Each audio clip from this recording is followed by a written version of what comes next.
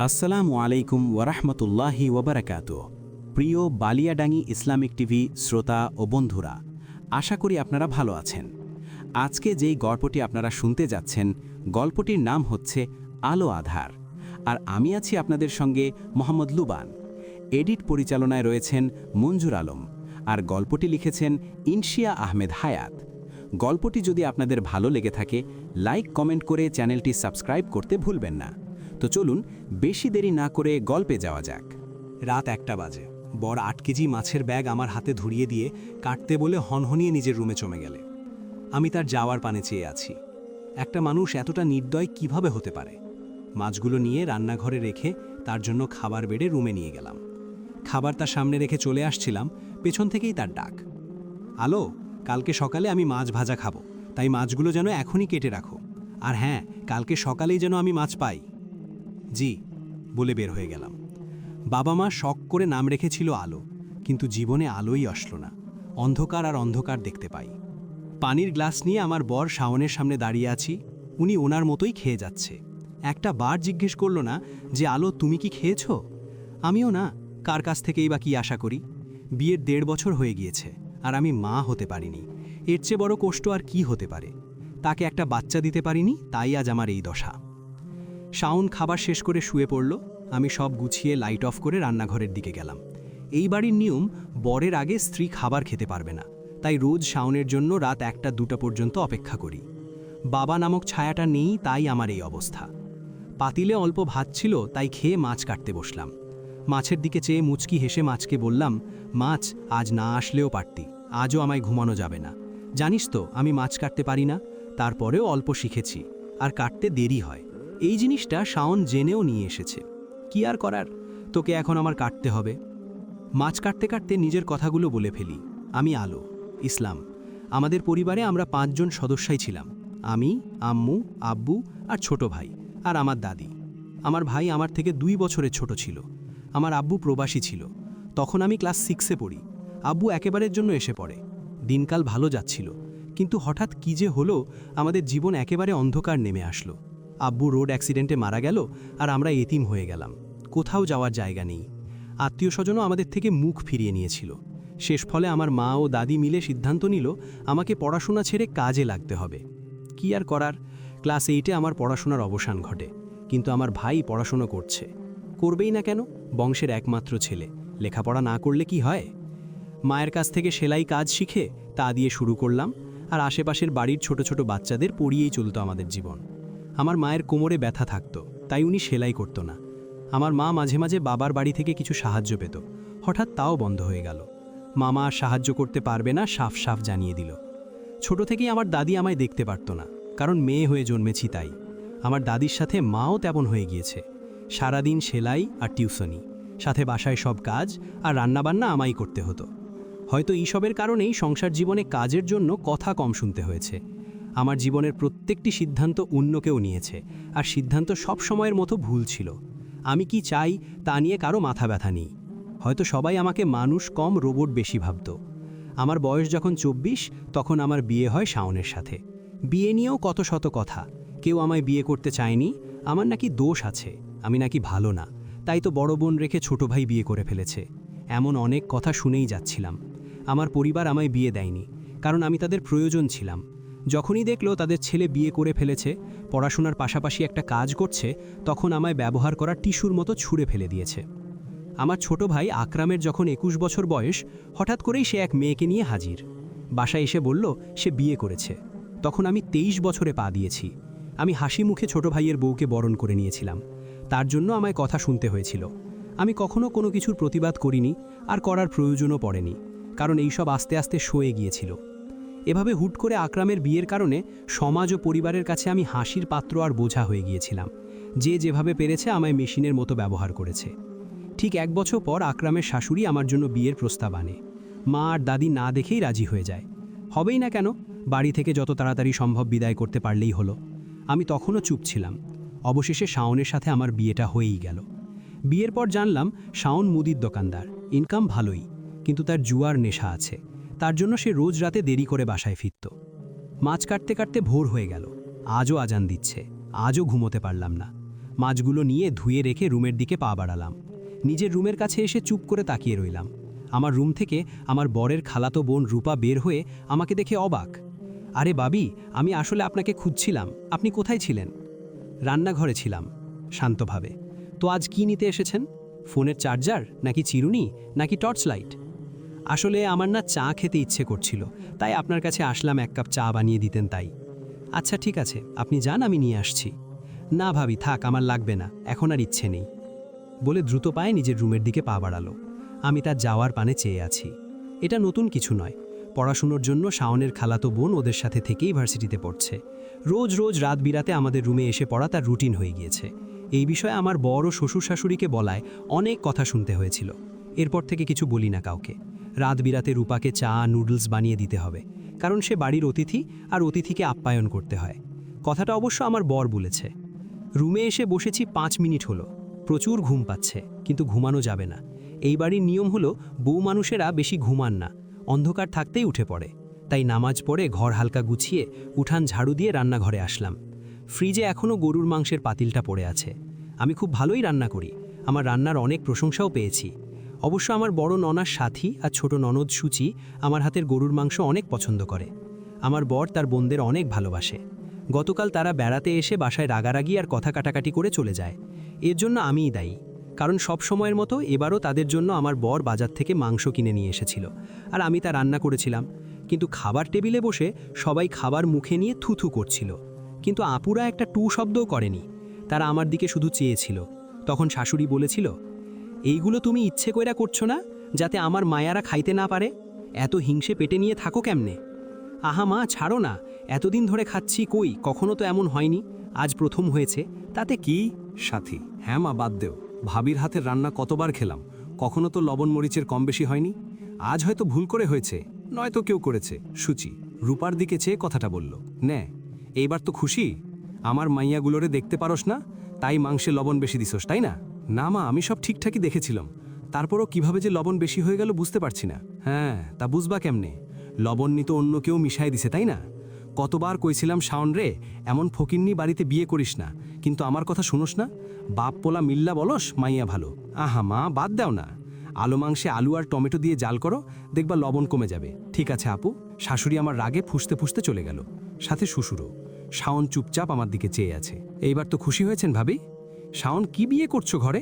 অশান্তি ছাড়া কিছুই পারে না। বাপের বাড়ি থেকে কি কিছু শিখে আসেন নাই? রূপা, তুই এইসব কথা কেন বলছিস? তুই কি পারিস? অন্যের সংসারে দখল দিতে আসবি না। সুচি রেগে কথাটা বলল। এইবার দুই বোন আর রূপার মাঝে কথা কাটাকাটির এক পর্যায়ে আপুরা চলে যায়, আর আমি সেখানেই নির্বাক হয়ে দাঁড়িয়ে আছি। শাওন চুপচাপ উঠে চলে গেল আর ফিরল রাতে। আমি জানতাম আজকে কাহিনীর জন্য শাস্তি হিসেবে আমায় নির্ঘুম থাকতে হবে। শাওন কখনো আমার গায়ে হাত তোলেনি, কিন্তু মানসিকভাবে অত্যাচার করতে ভালোই জানে। জানি না কিভাবে এবার লবণ বেশি হয়েছিল। চুলায় ভাত বসিয়ে আরেক চুলায় মাছ ভাজতেছি। কিছুক্ষণ পর আমার শাশুড়ি এসে হাজির। তুমি গোসল না করে আমার রান্ধন ঘরে আসছো কেন? এই খাওন আমরা খামু না। চিন্তা করার কিছু নেই মা, সারা রাত মাছ কেটে আজানের সময় রুমে গিয়েছি, ঘুমাইনি, তাই গোসল করার প্রয়োজন নেই, বলেই নিজের কাজে মন দিলাম। শাশুড়ি কিছু না বলে চলে গেল। সারাদিন কাজ করে যখন দুপুরে নিজের রুমে একটু শুয়েছি, অমনি রূপা এসে হাজির। ভাবি, আমার মোগলাই পরোটা খেতে ইচ্ছে করছে, উঠে বানায় দাও। আমি একবার রূপার দিকে তাকালাম। এই মেয়েটা জানে আমি সারা রাত ঘুমাইনি, তারপরও আমায় কাজের হুকুম দিতে দৌড়ে চলে আসলো। এরপর উঠে গিয়ে মোগলাই বানাতে গেলাম। এইসব বলার মতো কেউ নেই। সাথী আর সুচি আপু বাসায় আসলে আরাম পাই, তারা খুবই ভালো। এভাবে বেশ কিছুদিন কেটে গেল। একদিন রাতে শাওনকে বললাম, শুনুন, আমাদের বাচ্চা হচ্ছে না, একবার ডাক্তার দেখালে ভালো হয়। অনেক তো কবিরাজের কাছে দৌড়ালাম। শোনো, ডাক্তারের কাছে তুমি যাও, কারণ সমস্যা তোমার, আমার না। 1 মাস সময় দিচ্ছি, আমায় বাচ্চা দিতে না পারলে তোমায় আমি ডিভোর্স দিব, বলেই রুম থেকে বেরিয়ে গেল। বাচ্চা না হওয়ার জন্য কত কথা শুনতে যে হলো। আচ্ছা, বাচ্চা না হওয়া কি শুধু মেয়েদেরই দোষ? ছেলেদের কি কোনো দোষ নেই? অন্যদিকে 1 বছর হয়ে গেল আধার দেশে এসেছে। সে সিদ্ধান্ত নিয়েছে বিয়ে করবে না। আধারের মা অনেক চেষ্টা করে ছেলেকে বিয়ের জন্য রাজি করাতে পারেনি। ছেলে বিয়ে না করার কারণ মা হয়েও বুঝতে পারছে না। আধারের মা, আধার বাবা, আমি তোমার মা হয়েও বুঝতে পারছি না তুমি কেন বিয়ে করবা না। আধার তার মায়ের দিকে চেয়ে আছে। মা, আমি এখন বিয়ে করতে চাচ্ছি না, আর আমি আর বিদেশ যাব না, এটাই আমার শেষ সিদ্ধান্ত। আমি যা করার দেশে থেকেই করব, আর বারবার আমায় এক প্রশ্ন করবে না। আধার চলে গেল। আমি তোমায় কথা দিয়েছিলাম আলো, শেষ নিঃশ্বাস পর্যন্ত তোমার জন্য অপেক্ষা করব। তুমি যে এই আধারের আলো, তোমায় ছাড়া আমার জীবন আধার রয়ে গেছে। তুমি এসেই আলোকিত করে দিবে সেই অপেক্ষায় আছি। 4 বছর বিদেশে থেকে টাকা কামিয়ে দেশে যখন শুনল আলোর বিয়ে হয়ে গিয়েছে, তখন অনেক ভেঙে পড়েছিল আধার। ভাগ্যকে মেনে নিয়েছিল, হয়তো তাদের আলাদা হওয়ারই ছিল। শাওন, ও শাওন, এদিকে আয়, দেখে যা তোর বউ কি করছে। ওই রূপা, শাওনের বাপ কই? তুমি দেখে যাও কি করছে গো। চিল্লাচিল্লি করে। সবাই চিল্লাচিল্লি আওয়াজে দৌড়ে এসে অবাক হয়ে আলোর দিকে তাকিয়ে আছে। আলো করুণ দৃষ্টিকে তাকিয়ে। আলোর শাশুড়ি সবাইকে বলছে, শাশুড়ি, দেখছো শাওনের বাপ আমার পোলার কষ্টের টাকা কেমনে নষ্ট করে? আলো, এতগুলো ভাত বাড়ির পিছে কেন ফালাইলা? চিল্লিলে আশেপাশের মানুষ এসে তামাশা দেখছে। আলো, আমি ফেলিনি মা। রূপা, তুমি ফেলোনি তো কি উড়ে এসেছে ভাতগুলো? আলো, মা সত্যি আমি ফেলিনি। কেন আমি ফেলবো? শ্বশুর, আচ্ছা এতগুলো ভাত এখানে অন্য কারোরও তো হতে পারে। শাশুড়ি, অন্য কারোর হইব না? পাতিলে গিয়ে দেখেন, পুরো পাতিল খালি। তুই এতগুলো ভাত এনে ফালাইলি কেন? প্রতিদিন বেশি বেশি করে ভাত রান্না করস, তারপরেও ভাত পাই না? হ্যাঁ মা, আমিও বুঝতে পারছি না। প্রতিদিন ভাত শর্ট পড়ে, রাতে উনি শাওন খাওয়ার পর আর ভাত থাকে না, হয়তো অল্প করে খেয়ে নিই, নয়তো ভাত খেয়ে থাকি। তাই তো প্রতিদিন একটু বেশি করে রান্না করি, তারপরেও কম পড়ে। আজ বুঝলাম কেন কম পড়ে। কিন্তু সত্যি আমি ফেলিনি, বিশ্বাস করেন আমি ফেলে দেইনি। কেন আমি ফেলবো? মনে মনে বলছে। কারণ তার কথা শোনার যে কেউ নেই। নিজের দুঃখগুলো মা ভাইয়ের কাছে বলার স্বাধীনতা নেই। শাওন এতক্ষণ চুপচাপ ছিল, কিছু না বলে চলে যায়। শাশুড়ি আর রূপা মিলে আলোকে আরও অনেক কথা শুনিয়ে একসময় তারাও চলে যায়। শ্বশুর আলোর দিকে চেয়ে চলে গেল। আলো সেখানেই ঠায় দাঁড়িয়ে আছে। পাশের বাসার চাচাতো ভাবি আলোর কাছে এলো। ভাবি, আর কত অপমান সহ্য করবা? তুমি কিছু বলো না কেন? আলো মুচকি হেসে বলল, প্রতিবাদ করা যে কেউ শিখায়নি, মানুষের কথা হজম করাটা ঠিকই শিখিয়েছে। এভাবে কিছুদিন কেটে গেল। একদিন সকালে আলো রান্না করছে, উঠানে বসে আছে শাশুড়ি। হঠাৎ পাশের বাসার চাচি এসে বসল। দুজনে মিলে গল্প করছে। আলো রান্নাঘর থেকে স্পষ্ট সব শুনতে পাচ্ছে। কথার মাঝে চাচি তার পুত্রবধূর কথা বলল। আসলে ইনিয়ে বিনিয়ে শাশুড়িকে খোঁচা দিচ্ছে। চাচি, ভাবি জানেননি, ৮০,০০০ টাকা দিয়া বউয়ের বাপে খাট বানায় পাঠাইছে, যাতে তাগো মাইনা ভালোভাবে থাকতে পারে। শাশুড়ি, কৌ কি এত দাম দিয়া? বুঝেন না, এইগুলো হলো সামাজিকতা, সাথে ফ্রিজও দিছে। আপনি কই এই পলাটারে বিয়া করাইলেন? ভালো জায়গায় করাইলে পারলেন না? আমগো বউয়ের কিন্তু বাচ্চা হইব, ভালো তো। আর আপনি না কি বিয়া করাইলেন? এতদিনে নাতির মুখও দেখতে পারলেন না। কবিরাজ দেখান ভালা দেখা।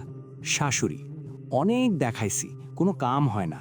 চাচি, আচ্ছা বাদ দে, মাইয়ারই কোনো দোষ আছে। আচ্ছা এইবারই দে, আমগো বউয়ের বাড়ি থেকে বাজার পাঠাইছে, আপনার বউয়ের বাড়ি থেকে কি কি পাঠাইছে? শাশুড়ি চুপচাপ কথাগুলো শুনছিল, কোনো মতে কথা কাটিয়ে ঘরে চলে গেল। এইদিকে আলো হালকা হাসল। একটা মেয়েকে তার শ্বশুরবাড়িতে নিচু করার জন্য পাশের বাড়ি চাচি আর সমাজই দায়ী। আমার শাশুড়ির এইসবে লোভ নেই, কিন্তু যখন শুনে অমুকের বউয়ের বাড়ি থেকে এটা দিছে সেটা দিছে, সেখানে যে কেউর মাথা নষ্ট হবে, রাগ উঠবে, লোভ জাগবে। তারা যৌতুক নিবেও ঢোল পিটিয়ে মানুষকে জানাবে, আবার যারা নিবে না তাদের কানে বিষও ঢেলে দিবে। জানি না চাচির এইসবের কথার ফল কি হবে। কি আর হবে, আস্তে আস্তে এইসবের প্রভাব আমার উপর পড়বে। আমার ভাই এত দামের খাট দেওয়ার সামর্থ্য নেই। ছোট মানুষ, পড়াশোনার পাশাপাশি কাজ করছে, সাথে সংসারের হাল ধরেছে। আমি কিভাবে স্বার্থপরের মতো বাবার বাড়ি থেকে কিছু চাইব? তার উপর আমি যে বেঁচে আছি নাকি মরে গেছি সেই খোঁজই তো কেউ নেয় না। আবার তাদের কাছ থেকে কি আশা করব? আমার ভাইয়ের সাথে আমার কখনো মিল ছিল না। ও আমার সাথে কথা কম বলতো, এখনও বলে না। আমি নিজে থেকেই ওকে কল দিয়ে থাকি। শুনলাম ওর বউয়ের নাকি বাচ্চা হবে, শুনে খুবই খুশি হলাম। আবার দুঃখ লাগছে, যদি মেয়ে হয় তাহলে কি সেই মেয়ের সাথেও আমার মতো আচরণ করবে? ভয় হয়, খুবই ভয় হয়। আল্লাহ যেন তাকে পুত্র সন্তানই দান করে। যাই হোক, আমার শাশুড়ি পরিবর্তনের জন্য এইসব চাচিরাই দায়ী। শুরুতে কিছুই বলতো শাশুড়ি, কিন্তু এইসব শুনতে শুনতে উনি আমার সাথে এমন ব্যবহার করে। একদিন বিকালে শাওন বাসায় আসে। আলো তখন কাজ করছিল। আলো, আলো, জি আসছি। আলো রুমে আসার পর আলোর হাতে একটা প্যাকেট ধরিয়ে দিয়ে বলে, তোমার জন্য উপহার। আলো খুশি হলো। এই 1.5 বছরে প্রথম শাওন তাকে কিছু কিনে দিল। প্যাকেট খুলে দেখল একটা ছোট ডায়মন্ডের নাকফুল। আলো এতদিন পাথরের নাকফুল পরত। শাওন বলল পড়তে, আলো বলল পরে পড়বে। এরপর শাওন দোকানে চলে গেল। আলোর অনেক খুশি লাগছে।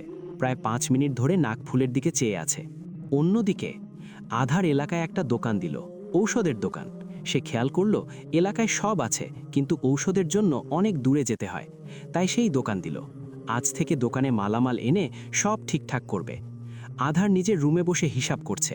এমন সময় তার দরজায় কড়া নাড়ল। আধার দরজায় তাকিয়ে দেখল তার ভাবি দাঁড়িয়ে আছে। আধার, ভাবি আপনি? ভাবি, আসতে পারি? হ্যাঁ হ্যাঁ আসুন, কোনো দরকার? ভাবি এসে বসল। আধার ভাইয়া, আপনার সাথে কিছু কথা ছিল। আধার: হ্যাঁ বলুন, কি হয়েছে? ভাইয়ের সাথে কি ঝগড়া হয়েছে নাকি? ভাবি: না, তেমন কিছুই না। আসলে আমার বিয়ের 5 বছর হলো, আপনাকে দেখছি আপনি খুব চুপচাপ থাকেন। হঠাৎ করে একদিন বললেন বিদেশ যাবেন, পড়াশোনা করবেন না। তো আপনার ভাই আপনাকে তার কাছে নিয়ে গেল, সেখানে 4 বছর থাকলেন। অনেক ছুটি থাকার পরও দেশে আসেননি। একটাই কথা, টাকা কামাতে হবে। এরপর 1 বছর আগে আসলেন আর হুট করে সিদ্ধান্ত নিলেন বিয়ে করবেন না। ঠিক বুঝতে পারছি না কি হয়েছে, খুলে বলুন। আমাকে ভাবি নয়, বড় বোন বা বন্ধু মনে করুন। আধার চুপচাপ তার ভাবির কথা শুনছিল। একটা দীর্ঘশ্বাস ছেড়ে বলা শুরু করল। এতদিনের মনের চাপা কষ্টগুলো আজ বলতে যাচ্ছে কাউকে। আমি একজনকে ভালোবাসি, এখন থেকে নয়, যখন আমার বয়স 7 বছর তখন থেকে। আমরা একই ক্লাসে পড়তাম, সমবয়সী আমরা। সে আমার 2 মাসের বড়। হা হা। ছোটবেলায় এই কথা বারবার মনে করিয়ে দিত। হালকা চাপা স্বভাবের ছিল, কিন্তু আমার সাথে কথার ঝুড়ি ফুটত। আমাকে সবসময় বকা দিত, কারণ সে আমার বড় ছিল। তাও 2 মাসে এই কথা দিনে 15 বার আমাকে শোনাতো। হা হা বলেই আধার হাসছে। ভাবি অবাক চোখে তাকিয়ে আছে। এই প্রথম আধারকে হাসতে দেখল। শাশুড়ির কথায় আজ দেবরের সাথে খোলাখুলি কথা বলতে এসে অবাক হচ্ছে। ভাবি: ওম, বেশ তো, সে কোথায়? নাম কি? কোথায় থাকে? ভাবির এমন প্রশ্নে আধারের চেহারায় হতাশা ছেয়ে গেল। নিজের মনের চাপা কষ্টগুলো বের হয়ে চেহারায় স্পষ্ট ফুটে উঠছে। আধার: আলো, তার নাম আলো। বর্তমানে সে শ্বশুর বাড়িতে। 14 বছর হয়ে গেছে তার সাথে দেখা হয় না, কথা হয় না। আচ্ছা ভাবি, আমি আসি, আমার কাজ আছে। কোনো মতে কথা কাটিয়ে চলে গেল আধার। ভাবি যাওয়ার পথে চেয়ে আছে। আধারের মা এসে বসল। আধারের মা: কি বলেছে আধার? আর এইভাবে তাড়াহুড়ো করে যে চলে গেল? ভাবি: আলো নামে এক মেয়েকে ভালোবাসে। আলো নামে কাউকে চিনেন কি মা? আধারের মা চিন্তায় পড়ে গেল। নামটা বেশ শোনা শোনা লাগছে। আধারের মা: নাম শুনেছি, কিন্তু মনে পড়ছে না। ভাবি: ওরা একই ক্লাসে একই স্কুলে পড়তো, একটু মনে করার চেষ্টা করুন। আধারের মা: আচ্ছা, আমি ভেবে দেখছি। পরের দিন বিকালে সব কাজ শেষ করে নিজের ভাইয়ের ফোনে কল দিলাম। অনেক কষ্ট করে একটা সেকেন্ড হ্যান্ড ফোন কিনেছি, এটাই ব্যবহার করি। তাও বাবার বাড়ি থাকতে স্টুডেন্টের বেতনের টাকা জমিয়ে কেনা ফোন। খুব যত্ন করেই রাখছি। আমি সব কিছুই যত্ন করে রাখার চেষ্টা করি, তারপরেও আমার যত্নে গড়া জিনিস হারিয়ে যায়। পরপর 2 বার কল দিলাম, ব্যস্ত বলছে। জানি না, যতবার কল দিই ততবারই ব্যস্ত বলে থাকে। তাই ভাইয়ের বউ ফাতেমাকে কল দিলাম। মেয়েটা গর্ভবতী, কেমন আছে খোঁজ খবর নেই। 2 বার রিং হওয়ার পর রিসিভ করলো। আলো: আসসালামু আলাইকুম ফাতেমা, আমি ফাতেমার মা বলছি। কেন কল দিয়েছ, আর কি চাও? ভাইয়ের কাছ থেকে খালি নেওয়ার মধ্যে আছো, দেওয়ার মধ্যে নাই। জামাই কত কষ্ট করে কাজ করে, টাকা জমাচ্ছে ফাতেমার ডেলিভারির জন্য, আর তুমি লোভী মেয়ে আমার মেয়ের সুখ দেখতে পারো না, তাই না? লোভী মেয়ে, হিংসুটে, অলক্ষী কোথাকার। আরও অনেক কথা শুনিয়ে ফোন কেটে দিল। আলোর চোখের কোণে নোনা জল জমে গেল, তা গড়িয়ে পড়ার আগেই মুছে ফেলল। বাবার মৃত্যুর জন্য আমাকে যখন দায়ী করেছিল, প্রচুর কেঁদেছিলাম। এরপর যখন স্কুলে যেতে পারবো না, তখনও কেঁদেও কারো মন গলাতে পারিনি। মানুষ আমাকে সব অলক্ষী বলতো। এইসব আস্তে আস্তে সহে গিয়েছিল। পৃথিবীতে 2 জন আমায় সবচেয়ে বেশি ভালোবাসতে। এক আমার বাবা, আর একজন সে, যে আমার থেকে 14 বছর আগেই অনেক দূরে চলে গেছে। তার দেখা আর মেলেনি। বাবার মারা যাওয়ার পর নিজেকে এতটাই গুটিয়ে নিয়েছিলাম যে প্রয়োজন ছাড়া কোথাও যেতাম না। মানুষ তো বাদই দিলাম, আমার মা ও দাদির কথা শুনতে শুনতে তিক্ত হয়ে গিয়েছিলাম। আসলে বাবা থাকলে হয়তো আজ আমি অনেক সুখী থাকতাম। বাবাকে আমার অবস্থার কথা বললে দৌড়ে আমায় নিতে চলে আসতো। কিন্তু নেই, কেউ নেই আমার। একটা ভাই যার সাথে আমার কথাই হয় না। মানুষ ঈদে বাবার বাড়ি যায়। বিয়ে হওয়ার 2 বছর হয়ে যাচ্ছে, কিন্তু 5 বারও বাবার বাড়ি যেতে পারিনি। এক তো শ্বশুর বাড়ি থেকে আমি চলে গেলে কাজ করবে কে, আরেক হলো বাবার বাড়িতে আমি গেলে আমাকে খাওয়াতে তাদের খরচ হবে। মা আমায় কিছু বলতো না, কিন্তু দাদি আর তার সাথে যোগ দেওয়া নতুন মানুষ আমার ভাইয়ের শাশুড়ি। আমি জানি আমার মা কখনোই সুখ পায়নি, পাবে কিভাবে? প্রথমেই যে আমার জন্ম হলো কন্যা সন্তানের। সুখের আবেশ পেয়েছে আমার ভাই হওয়ার পর, আমার মাকে মাথায় তুলে দিল। এখনও হয়তো আমার জন্য মা কষ্ট পায়। রূপা আপু আমার বরকে পছন্দ করত, তা আমি আগেই বুঝে গিয়েছি। তারপরও কিছু বলিনি, কারণ আমার বরের মেয়ের নেশার চেয়ে টাকা ও জুয়ার নেশা আছে। জুয়া খুবই ভয়ঙ্কর নেশা, মানুষকে তছনছ করে দেয়। রূপাকে আমার বর পছন্দ করে না, কারণ তার বোনেদের সাথে কখনোই ভালো ব্যবহার করেনি। তাই উনি আমায় বিয়ে করে, যাতে তার বোনেরা ভালোভাবে থাকতে পারে বাবার বাড়ি আসার পর। উনি নিজের বোনদের অনেক ভালোবাসে, আমায় কখনো অসম্মান করেনি, কিন্তু ওই যে জুয়ার নেশা, যার ফলে আজ উনি আমায় না বলে ভাইয়ের কাছ থেকে টাকা চেয়ে নিয়ে আসছে। নিশ্চয়ই জুয়ায় হেরেছে। রাতে শাওন বাসায় আসে। তাকে পানি দিয়ে তার কাছে বসেছি। আমার ভাইয়ের কাছ থেকে কত টাকা নিয়ে এসেছেন আপনি? শান্ত গলায়। ও, তাহলে তোমার ভাই বলেই দিয়েছে। হ্যাঁ, নিয়েছি টাকা। আর তোমার জন্যই তো নিয়েছি। ওই যে তোমাকে উপহার দিলাম নাকফুলটা, মনে করো তোমার ভাইয়ের দেওয়া উপহার। যাও গিয়ে খাবার নিয়ে আসো, প্রচুর খিদে পেয়েছে। বলেই বাথরুমে চলে গেল শাওন। আলো চুপ হয়ে আছে। কেমন মানুষইনি, ছি। পরের দিন।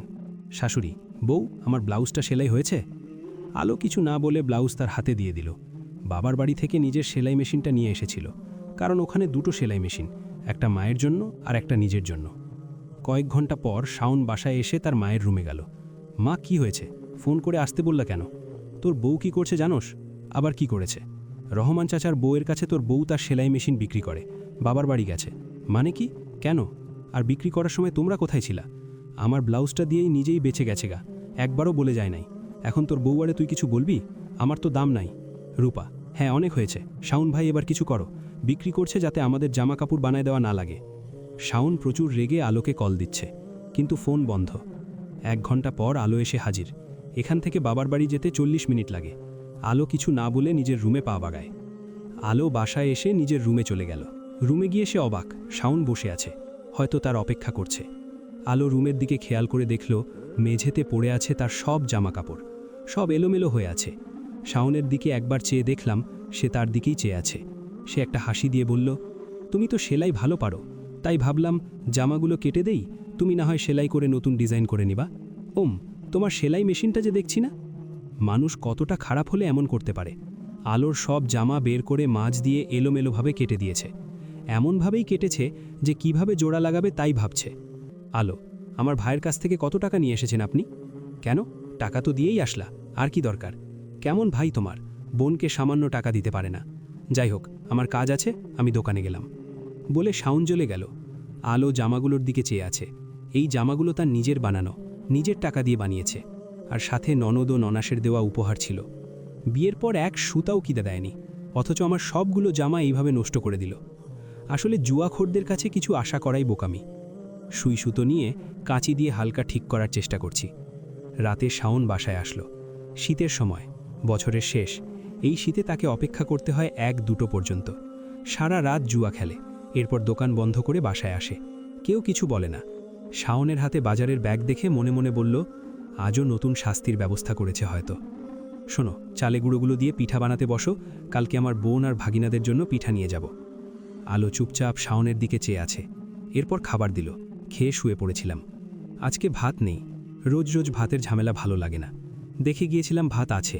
কিছুক্ষণ আগেই রূপা 1 প্লেট ভাত নিজের জন্য নিয়ে গেল।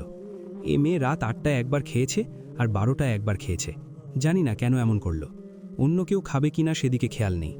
এরপর চালে গুঁড়ো দিয়ে 2টি রুটি বানিয়ে খেয়ে শুয়ে পড়লাম। আমিও মানুষ, কাজের লোকের মতো এত কাজ করতে পারবো না। রাতে মাছ নিয়ে আসবে, চালে গুঁড়ো নিয়ে আসবে, আমার দিকে কোনো খেয়াল নেই কারো, শুধু হুকুমের ওপর চলে। কালকে রাতে একটা গার্লস গ্রুপে নিজের মনের না বলা দুঃখের কথাগুলো শেয়ার করেছিলাম, ফেক আইডি দিয়ে। সেখানে দেখলাম আমার মতো অনেক বোন এমন অবস্থায় মুখ বুঝে সহ্য করছে। অনেকে আমায় অনেক সাহস দিয়েছে, যা বাবা মারা যাওয়ার পর কেউ দেয়নি। এইভাবে এত কাজ করতে করতে একদিন মরেই যাব। তাই আজ সাহস করে নিজের জন্য কিছু করতে হবে। বাচ্চা হচ্ছে না, এতে আমার কেন দোষ হবে? কত মানুষের 10-12 বছর ধরে বাচ্চা হচ্ছে না, কই তারাও তো সংসার করছে। অনেকে বলল তাদের কারো 6 বছর 8 বছর ধরে বাচ্চা হচ্ছে না, কিন্তু বর সাপোর্ট দিচ্ছে। আল্লাহ না দিলে কি করার? দোয়া ছাড়া তো আর কোনো পথ নেই। এইসব ভাবতে ভাবতে ঘুমিয়ে গেলাম। আজ মেঝেতে ঘুমাচ্ছি। শাওনের পাশে ঘুমাতেও কেমন যেন গা ঘিন ঘিন করছে। সকালে শাওনের আগেই ঘুম থেকে উঠে কাজে লেগে গেলাম। ঘুম থেকে উঠে শাওন চিল্লাচিল্লি করছে। আলো সেই দিকে কান না দিয়ে তার নিজের কাজ করছে। কাজ শেষ করে পিঠা বানাতে বসবে। শাওন, তোমাকে না বলেছি রাতে পিঠা বানাতে, বানাওনি কেন? আলো, কাজ সেরে বানাতে বসবো। আর আমি মানুষ, রোবট নই, আমারও ঘুমের প্রয়োজন আছে। নির্ঘুমে থেকে থেকে আমি এত কাজ কেন করব? মনে মনে বললাম। শাওন আর কিছু বলল না, চলে গেল। এই সময় সে মুখ খারাপ করতে চাইছে না। আর আজ আলোকে কেমন যে অন্য রকম লাগছে। কাজ শেষ করে আলো রূপাকে ডাকছে। আলো, রূপা, ও রূপা, এদিকে আসো। রূপা, কি হয়েছে? এত ডাকাডাকি করছেন কেন? আলো, বড় আপু আর ছোট আপুর বাড়িতে পিঠা পাঠাবো, তাই আমার সাথে পিঠা বানাতে বসো। রূপা, আমি পিঠা বানাবো কেন? আপনার ননাস ননদ আপনি বানান, আমি পিঠা বানাতে পারি না। তহ কি পারেন? বসে বসে অন্যের ঘরে খেতে পারেন, আর মানুষকে অর্ডার দিতে পারেন, আর কুটনামি করতে পারেন, তাই না? কেউ একজন বলল। আলো, সুথি আপু আপনি? এমা, বললেন না যে আসবেন? উনি গিয়ে নিয়ে আসতো, আজ থেকে কোনো অসুবিধা হয়নি তো? সুচি, না ভাবি, বড় আপাও আসছে ভাবি। ওই দিন তো চলে গিয়েছিলাম, তাই আজ আসলাম। শীতে বাচ্চারা নানি বাড়িতে আসবে বায়না ধরল। আলো, মা দেখে যান, ছোট আপু এসেছে, জোর গলায় বলল। আলো খুশি হয়ে সুচির মালামাল ঘরে নিয়ে গেল। রূপা মুখ বাঁকা করে ঘরে চলে গেল। এই সুচি আর সাথীর সাথে সে কথায় পারবে না, তাই কথা বাড়ায় না। শাওনের মা, কি গো মা, আইসো তুমি, আসো, দাও আমার নাতিটারে দাও। সুচি আপুর 1 বছরের ছেলেকে কোলে নিল আর 5 বছরের মেয়েকে সাথে নিয়ে ভেতরে গেল। শাওনের মা, আলো, সুচিরে শরবত দাও, কত দূর থেকে আইসে। কিরে মা, জামাই বাবা আসলো না? আর না কইয়া যে আইসো, আমারে ফোন দিলা না। কত কষ্ট কইরা আইসো, শাওনের বাপেরে পাঠাইতাম, হে নি আইতো। তো বিয়ান সাহেব আর বিহাই সাহেব ভালো আসেনি? সুচি, উনি বর ব্যস্ত মা, তাই আসে নাই, আর সবাই ভালো। আচ্ছা বড় ভাই কোথায়? আলো শরবত দিতে দিতে বলল। আলো, উনি আসতেছে, দোকান বন্ধ করে। আর আপনি একা আসছেন কিভাবে? কখন রওনা দিয়েছেন? সুচি, আমার ভাসুর আর শ্বশুর মিলে আমাকে আর ভাবিকে গাড়িতে উঠিয়ে দিয়েছে। আমার যা তার বাবার বাড়ি গিয়েছে, আমিও আসলাম। যাক, আমার বড় ব্যাগটা দেও তো ভাবি। সুচি তার ব্যাগ থেকে অনেক কিছু বের করল। এর মাঝে শাওন এসে হাজির। রূপাও কান পেতে ওদের সবার কথা শুনছে। শাওন, তুই আসবি বললি না কেন? আমি গিয়ে নিয়ে আসতাম তাহলে। সুচি, তোমাদের সারপ্রাইজ দিতে চলে আসছি। আচ্ছা, সবার জন্য শীতে পিঠা নিয়ে এসেছি, সব ধরনের পিঠা বানিয়েছি কালকে। শাওনের মা, সবগুলা তুই একলা বানাইছত? এত কষ্ট করলি কেন? তোর ভাই কালকে চালের গুঁড়া নিয়ে আসছে, বউরে কইছে রাতে বানাইতে, বানায় নাই। চোখ রাঙিয়ে আলোর দিকে তাকিয়ে। আলো চুপ করে আছে। সুচি সেই দিকে কান না দিয়ে আলোকে বলল। সুচি, আলো ভাবি, আমার যা আপনার জন্য পাটিসাপটা পিঠা বানিয়েছে, আপনার খুব পছন্দ তাই। গতবার আপনি তার পছন্দের আর আমার ননদের পছন্দের চিতই পিঠা ও দুধ চিতই পিঠা বানিয়ে পাঠিয়েছেন না, তারা যে কি খুশি। তাই এইবার ননদ আর আমরা দুই যা মিলে পিঠা বানালাম। শাশুড়ি তো আমাদের জোর দিয়ে বলল, আপনার জন্য এইবার নিয়ে যেতেই হবে। খেয়ে দেখুন তো, এই সব পাটিসাপটা পিঠা আপনার। বলেই হাতে পিঠা বক্সটা এগিয়ে দিল। সবাই যেন হালকা রাগী ভাব নিয়েই আছে। আলো হাসি মুখে বক্স নিয়ে নিল। খেতে ইচ্ছে করছে, কিন্তু সবাই চেহারা দেখে খেল না। আলো, পরে খাবো আপু, আপনি এখন রেস্ট নিন। আলো সবকিছু গুছিয়ে রান্নাঘরে গেল। কিছুক্ষণ পর বড় আপাও চলে আসবে। আজ তাদের জন্য গরুর মাংস রান্না করবে আলো। গতবার তো খেতে পারল না, এবার ভালো করে রান্না করবে। রান্নাবান্না শেষ করল। বড় আপাও চলে আসছে। গরুর মাংস রান্না করে শাশুড়ি আর শাওনকে হালকা টেস্ট করে লবণ চেক করালো। সে এবার বলল, যদি লবণ মরিচ বেশি হয়ে যায় তাহলে বুঝে নিতে যে অন্য কেউ করেছে। সাথী আপু ও তার 2 মেয়েও চলে এসেছে। সবাই খাবার টেবিলে বসেছে। সাথী আপু রান্না করে নিয়ে এসেছে। উনি কাবাব আর পায়েস বানিয়ে বাসা থেকে নিয়ে এসেছে। সবাই খাবার খাবে। আলোকে তার শ্বশুর আর ননাস আর ননদ জোর করে বসিয়েছে। এতদিন সবার শেষে খেত, কিন্তু আপুরা আসলে একসাথে খায়। আলোকে নিজের বোনের মতো মনে করেন। ভাগ্য একটু হলেও ভালো, তাই এমন বোনের মতো ননদ ননাস পেয়েছে। তারা সবসময় আলোর সাথে ভালো ব্যবহার করে। শুরুতে শাশুড়িও ভালো ব্যবহার করত, কিন্তু বাচ্চা না হওয়ায় আর পাশের বাড়ির চাচিরা তাদের বউদের কথা বলে বলে একসময় আমাকে তুচ্ছ তাচ্ছিলের পাত্রী বানিয়ে দিল। সাথে রূপা তো আছেই, বিয়ের পর থেকে এখানেই পড়ে আছে। ঈদের সময় 2 দিন নিজের বাড়ি থাকে শুধু, পরে দৌড়ে চলে আসে। আমার বর তাকে পাত্তা দেয় না, তারপরও আমাদের পেছনে পড়ে আছে। আপুরা 10 দিন থেকে চলে গেল। অন্যদিকে আধারের রুমে ওর বড় বোন, মা, ভাবি বসে আছে। আধার চুপ করে আছে। আধারের বোন, আমি সবাইকে সবটা বলে দিয়েছি আধার, আমি তোমাকে আর এভাবে দেখতে পারছি না। ওই মেয়ে তোমাকে ছেড়ে অন্য কারোর হয়ে গেছে। তুমি কেন তার জন্য অপেক্ষা করছো? সে তো ফিরবে না, সে তার স্বামী সংসার নিয়ে ব্যস্ত। আধার, আপু, ভালোবাসলে যে মিল হবে এমন তো নয়। আমাদের না হয়ে অমিলই থাক। আমার ওর সাথে শেষ দেখা 14 বছর আগে, যেদিন আমরা ওই এলাকা ছেড়ে এইখানে এসেছিলাম। এই 14 বছরে তার কথা, হাসি আমি প্রতি মুহূর্তে মনে পড়ি। সে আমায় বদলে দিয়েছিল, আমার পাশে ছিল। কিভাবে আমি তাকে ভুলতে পারি? আমাকে ভুলে যাওয়ার কথা বলো না প্লিজ। 14 বছরে অনেক চেষ্টা করেও তার দেখা পাইনি। তারপরও আমি তার জন্য অপেক্ষা করব, কারণ সে বলেছিল সে শুধু আধারের আলো। বলে ছাদে চলে গেল। আধারের মা, আয়েশা, আধারের বোন, একবার আমাকে সবটা বলতা আয়েশা। আয়েশা, কি বলতাম? আমি নিজেও জানতাম না। তোমরা তো জানো আধার সহজে কাউকে কিছু বলতে চায় না, আর আমি আলোকে চিনি, তাই আমাকে নিয়ে ওদের বাসায় গিয়েছিল 7 বছর আগে। অনেক চেষ্টা করেছে আলোর সাথে দেখা করার কথা, বলার কথা, কিন্তু আলো প্রয়োজন ছাড়া বাড়ি থেকে বের হতো না। তার উপর ওর দাদি দেখা করতে দিত না। আমি আর আধার বিয়ে প্রস্তাব নিয়ে যাওয়ায় বলেছে আধারের চাকরি নাই, বয়স কম, দেবে না বিয়ে। আধার 3-4 বছরের সময় চেয়েছিল, সে কিছু না কিছু করবে, কিন্তু কে জানতো ওর বিয়ে হয়ে যাবে। আমি অনেক খোঁজ নেওয়ার চেষ্টা করেছি, কিন্তু পারিনি। এখান থেকে অনেক দূরে হওয়ায় যেতেও সময় লাগে মা। আর আধার বলেছে ও তোমাদেরকে বলবে, তাই আমি এত বছর চুপ ছিলাম, ভুলেই গিয়েছিলাম। সেদিন আলোর কথা জিজ্ঞেস করায় বুঝতে পারলাম। আধারের ভাবি, মা, আপনারা কি আলোকে চেনেন? কেমন দেখতে? আধারের মা, হ্যাঁ বৌমা, চিনি। 20 বছর আগে আমি আর তোমার বাবা আমার 3 ছেলে মেয়েকে নিয়ে ওখানে আলোদের বাড়ি পাশের বাড়িতে ভাড়া থাকতাম। তোমার বাবা কাজ করত সেখানে, আর সেখানে আধারের সাথে পর এক মেয়ে, নাম আলো। একই স্কুলে, একই ক্লাসে। আলোর সাথে দেখা হওয়ার পর আধার সারাদিন আমার সাথে আলোর কথাই বলতো। একটা কাহিনী এখনও আমার মনে আছে। আলো ওকে বাঁচিয়েছে। ও নাকি রাস্তায় সবার সামনে পা পিছলে পড়ে গিয়েছিল। আশেপাশের বাচ্চারা হাসাহাসিতে আধারের সে কি কান্না পাচ্ছিল। হঠাৎ নাকি একটা মেয়ে তার পাশে মাটিতে বসে পড়ে নিজের ড্রেসে হালকা কাদা মেখে। তার দেখে আশেপাশের বাচ্চারা হাসি বন্ধ করে চলে যায়। এরপর আধারকে বাসায় দিয়ে নিজের বাসায় চলে যায়। আধার তখন থেকেই যখনই আলোকে দেখত দৌড়ে ওর কাছে চলে যেত। এই কাহিনী আধার আমাকে অনেকবার বলতো। এইসব বলছে আর আধারের মায়ের চোখ ছলছল করছে। নিজের ছেলের মনের কথা বুঝতে পারেনি। 5 বছর ওখানে থেকে এরপর ওর বাবার চাকরি চলে যাওয়ায় এলাকা ছেড়ে এখানে আসে 14 বছর হয়ে গেল। আর এই 14 বছর আধার কত শত বাহানা করে ওই এলাকায় গিয়েছে। আজ বুঝতে পারল কেন গিয়েছে।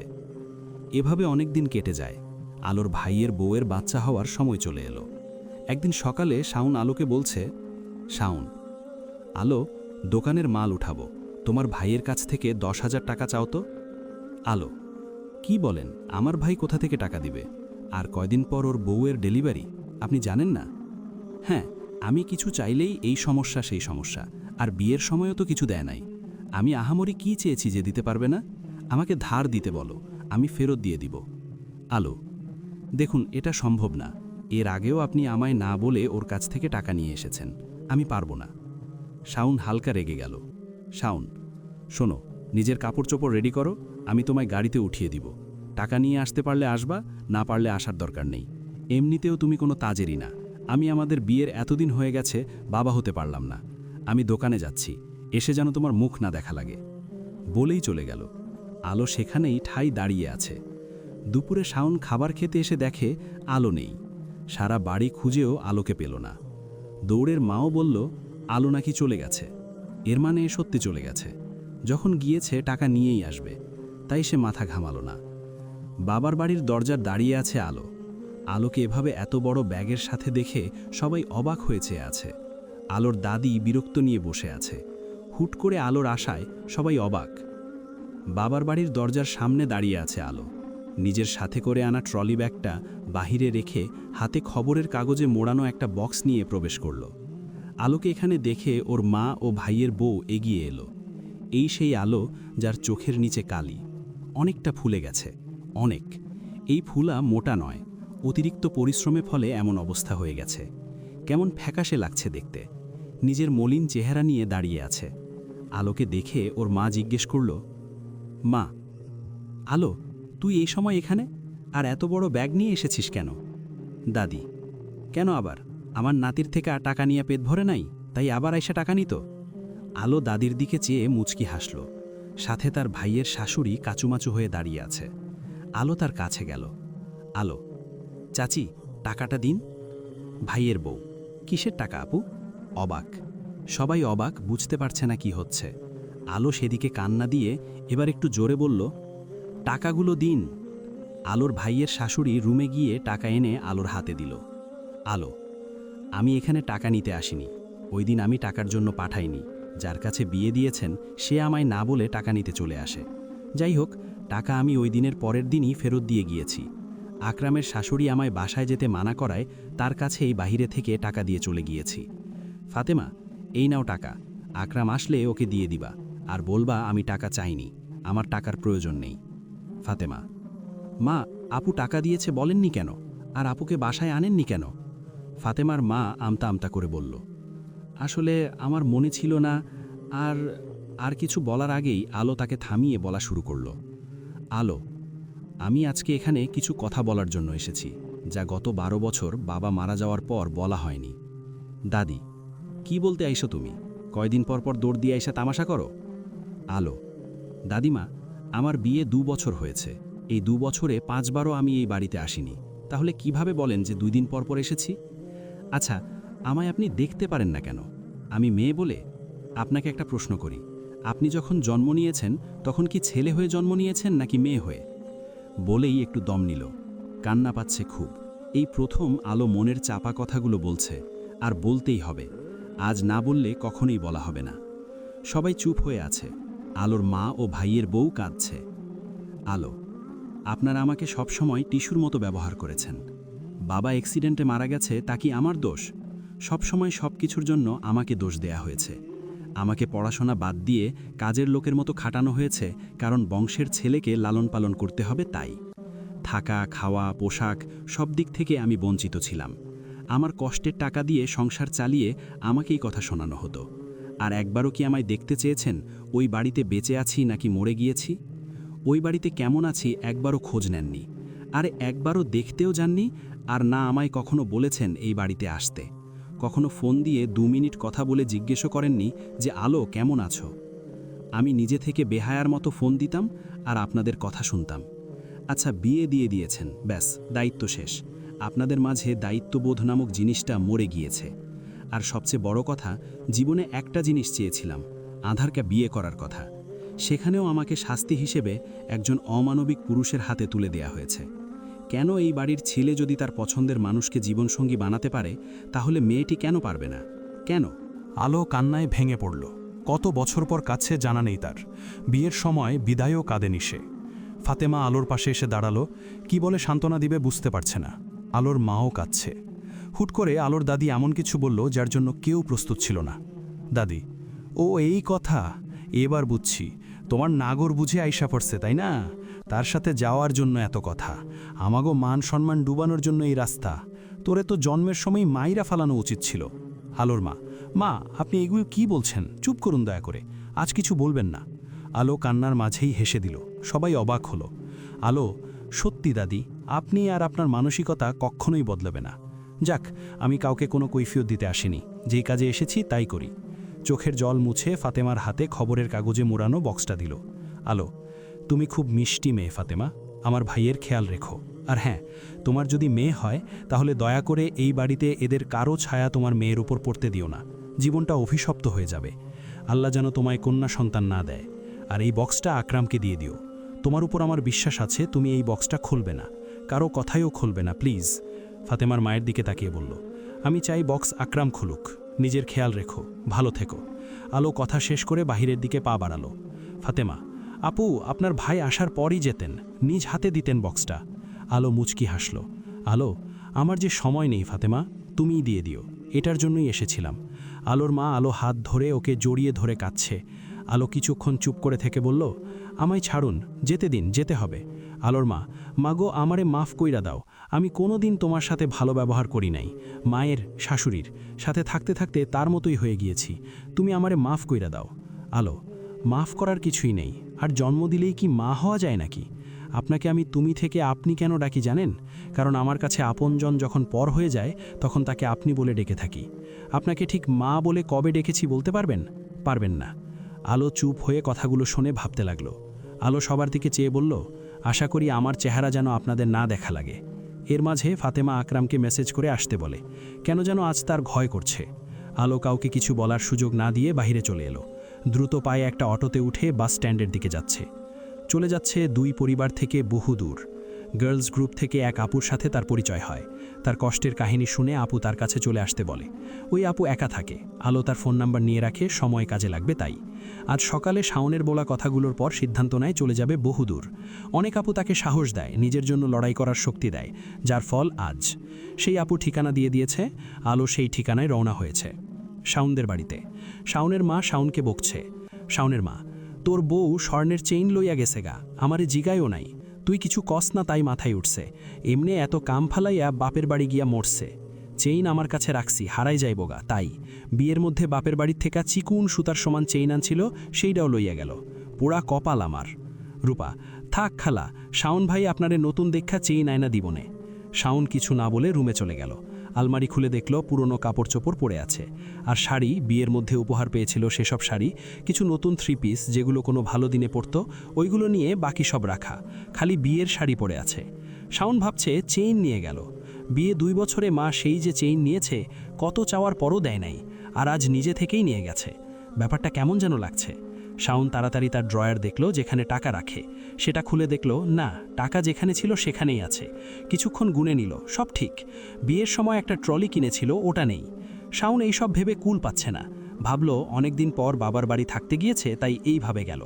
কখনো তো কিছু কিনে দেয় নাই, তাই সব নিয়ে গেছে, যাতে কেউ বলতে না পারে সে কিছু দেয় না বউকে। যাক, বুদ্ধিমতী আছে। শাওন গান গাইতে গাইতে চলে গেল। ওইদিকে আধার নিজের দোকান চালু করে দিয়েছে, একজন কর্মচারীও রেখেছে। আধার দোকানে বসে নিজের মানিব্যাগে রাখা সাদা কালো ছবির উপরে হাত ভুলাচ্ছে। ছবিতে একটি বাচ্চা মেয়ে গোমরা মুখ করা ছবি। এই ছবিটি আর কারো নয়, আলোর। তখন তারা ক্লাস 4-এ পড়তো। কোনো কারণে ছবি তুলতে হবে। ছবি তুলে আলো দেখল তার ছবি সুন্দর হয়নি, মাথায় তেল চুপচুপ করছে। ছবিটা বাঁকা উঠেছে, তাই রাগ করে ফেলে দিয়েছিল। আধার সেটা কুড়িয়ে নিজের কাছে সযত্নে রেখে দেয়। এত বছর ধরে নিজের কাছেই আছে। রোজ সকালে ঘুম থেকে উঠে ছবিটির দিকে তাকিয়ে থাকে, রাতে ছবির সাথে কথা বলে, আরও কত কি। আধার হাসছে আর মনে মনে বলছে, আমার 2 মাসের বড় আলো। খুব তো জোর গলায় বলেছিল, তুমি শুধু আধারের আলো, কিন্তু আজ কি হলো? আধারের আলো যে অন্য কারো হয়ে গেল। তোমার উপর আমার কোনো রাগ নেই, শুধু শেষ একটা ইচ্ছা, এই 26 বছরের নারী আলো কেমন দেখতে তাই দেখতে চাই। আলো বাস থেকে নেমে একজনকে খুঁজছে। কিছুক্ষণ পর একজন মেয়ে আসলো, আলো তার সাথে কথা বলল, এরপর দুজন চলে গেল। মানুষ বড়ই অদ্ভুত, তাই না? সামান্য কষ্টের কথা শুনে সাহায্য করার জন্য চলে এলো আপু। আর কাছের মানুষের কাছ থেকে শত কষ্ট পেয়েও একটুখানি সুখের আশায় ছিলাম। আজ কেন যেন মনে হচ্ছে আপনের চেয়ে পর ভালো। সামনের দিনগুলো কিভাবে কাটবে জানি না। আলো আর মেয়েটি একটি ফ্ল্যাটে আসলো। মেয়েটি, আলো তুমি বসো, আমি তোমার জন্য শরবত নিয়ে আসি। আলো চারদিক দেখছে, অনেকটা গোছানো ঘর। এত বড় ফ্ল্যাটে উনি একা থাকে? মেয়েটি, কি দেখছো? শরবতের গ্লাস এগিয়ে দিয়ে বলল, আলো, মনিরা আপু, এত বড় বাড়িতে তুমি একা থাকো? মনিরা, একসময় বর আর আমি থাকতাম, এখন শুধু আমি। আলো, আপু কিছু মনে না করলে একটা কথা। মনিরা, একটা নয় 100টা বলো। আগে ফ্রেশ হয়ে নাও, কিছু তো খাওনি সকাল থেকে। চলো আমরা খেয়ে সারাদিন গল্প করব। আলোর চোখ ছলছল করছে। চিনা নাই জানা নাই একটা মেয়েকে থাকতে দিচ্ছে, খেতে দিচ্ছে। মনিরা, উফ, চোখের জল গড়িয়ে পড়ার আগেই মুছে ফেলো। এই জল যেন গড়িয়ে না পড়ে, ঠিক আছে? আর চিন্তা করার কোনো কারণ নেই, আমি তোমার পাশে আছি। আমাকে বড় বোন ভাবতে পারো। আলো ও মনিরা বসে বসে কথা বলছে। মনিরা, ছোটবেলায় আমার বাবা মারা যায়, মা কষ্ট করে বড় করে আর লালন পালন করতে থাকে। কিন্তু হঠাৎ মাও মারা যায়, আমি কি করব বুঝতে পারছিলাম না। এরপর আমার একজনের সাথে পরিচয়, বয়সে আমার অনেক বড়। একদিন সে আমায় বিয়ের প্রস্তাব দেয়। উপায় না পেয়ে রাজি হয়ে যাই। লোকটা আমায় বড্ড ভালোবাসত। আমাকে পড়াশোনা করিয়ে এখানে আনার পেছনে তারই অবদান। আজ আমি ভালো জব করি, এই ফ্ল্যাটের মালিক আমি, ভালোই চলছে দিনকাল। আলো, উনি কোথায় এখন? মনিরা, উনিও আমায় ছেড়ে একা করে না ফেরার দেশে চলে গিয়েছে। যাক, তুমি চিন্তা করো না, তোমার জন্য আমি কিছু না কিছু করব। নিজের পায়ে দাঁড়াতে হবে। তুমি যা সিদ্ধান্ত নিবে আমি তোমার সঙ্গ দিব। তো এখন তুমি কি চাও? আলো হালকা ভেবে বলল, আলো, ডিভোর্স। অন্যদিকে আকরাম বাসায় এসে সবকিছু শুনে চুপ হয়ে আছে। ওর আসতে দেরি হয়েছে, না হয় আজ ওর বোন ওর সাথে থাকতো।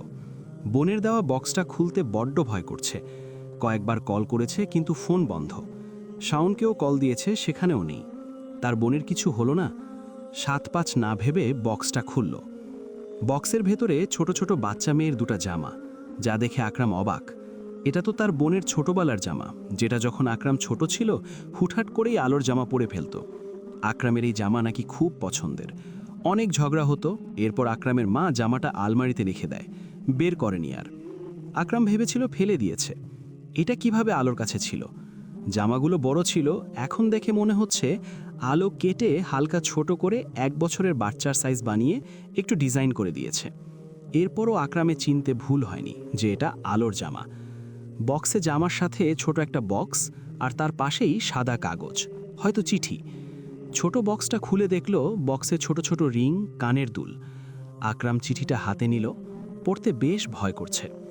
চিঠিটা সাহস করে পড়ে কান্নায় ভেঙে পড়ল। সবাইকে চিৎকার করে বলছে, আমার বোন চলে গিয়েছে, কোথায় খুঁজব তাকে? আমার বোনের সাথেই এমন কেন হলো? চিঠিতে কি লেখা কেউ জানে না, ফাতেমাকেও ধরতে দিচ্ছে না চিঠি। আলো চলে যাওয়ার 7 দিন হয়ে গেল। আকরাম রোজ চিঠিটা পড়ে আর কাঁদে। অনেক জায়গায় খুঁজেছে নিজের বোনকে। আকরাম তার মা, শাশুড়ি আর দাদির সাথে একেবারেই কথা বলা বন্ধ করে দিয়েছে।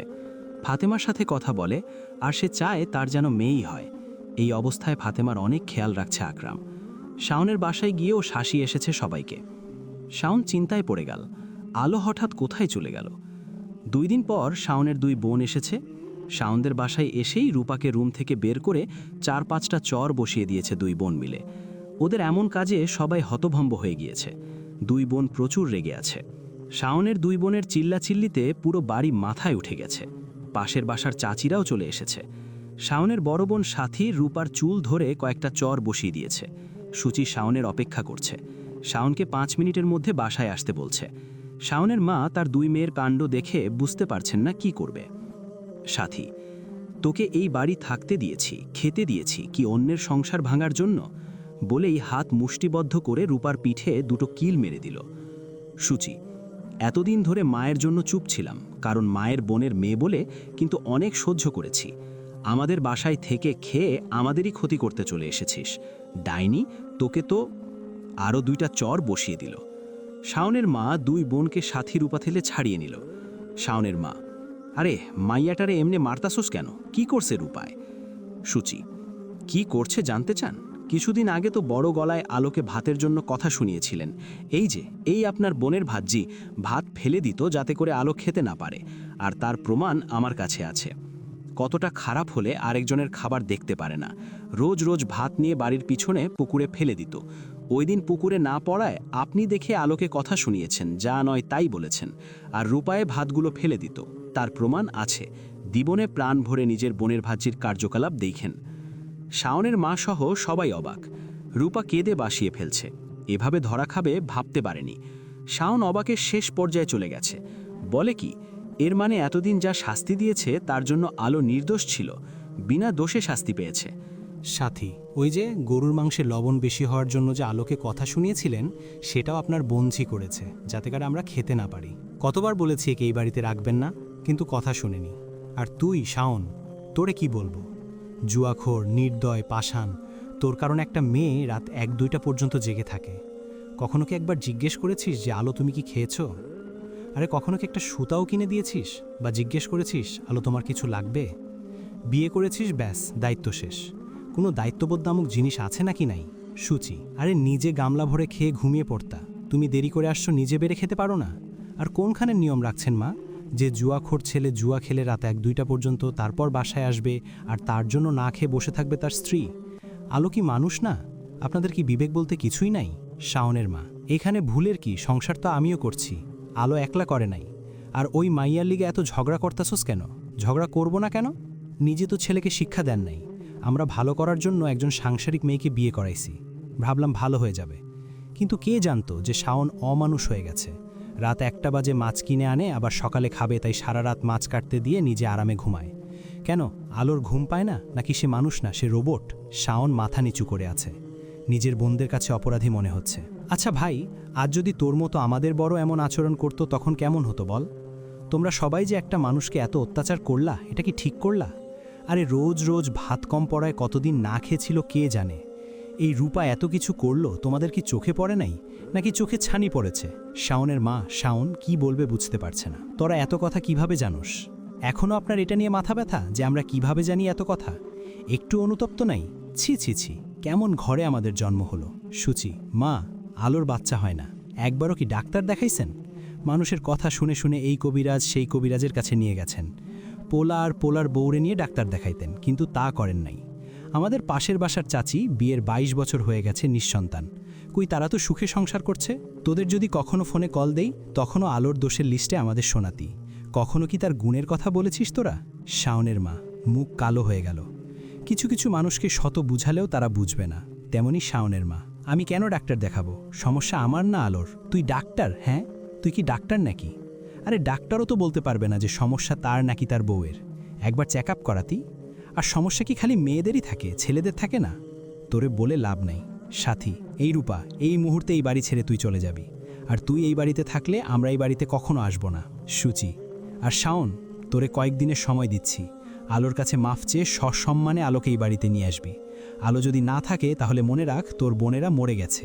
হায় হায় আল্লাহ, দেখছো কাল সাপিনী গেল তো গেল, আমার সংসারটারই ভেঙে দিয়ে গেল বলে কান্না করছে। শাওনের বাবা, চুপ, একদম চুপ। তোর কান্না আজ আমার সহ্য হচ্ছে না। কখনো তোকে কিছু বলি নাই, কিন্তু আজ চুপ থাকতে পারলাম না। আমি মুখ বুজে তোদের কাহিনী দেখতাম, কিছু বলার সাহস থাকতো না। নিজেকে দোষ দিতাম, কেন একটা মেয়ের জীবন নষ্ট করলাম। আলোরে পছন্দ করে বউ বানিয়ে এই বাড়িতে আনছি। মায়াটা এত ভালো, আর তারে কাল সাপিনী বলছ। আরে বল তো, কখনো কি আলো তোর সাথে উঁচু গলায় কথা বলছে? শাওন, তুই বল, কখনো ও তোর কথার অমান্য করছে? তোদের কাছে কি কখনো কিছু চেয়েছে? তোরা যা বলতি তাই করত, কিন্তু তার বিনিময়ে তোরা কি দিলি চিন্তা কর।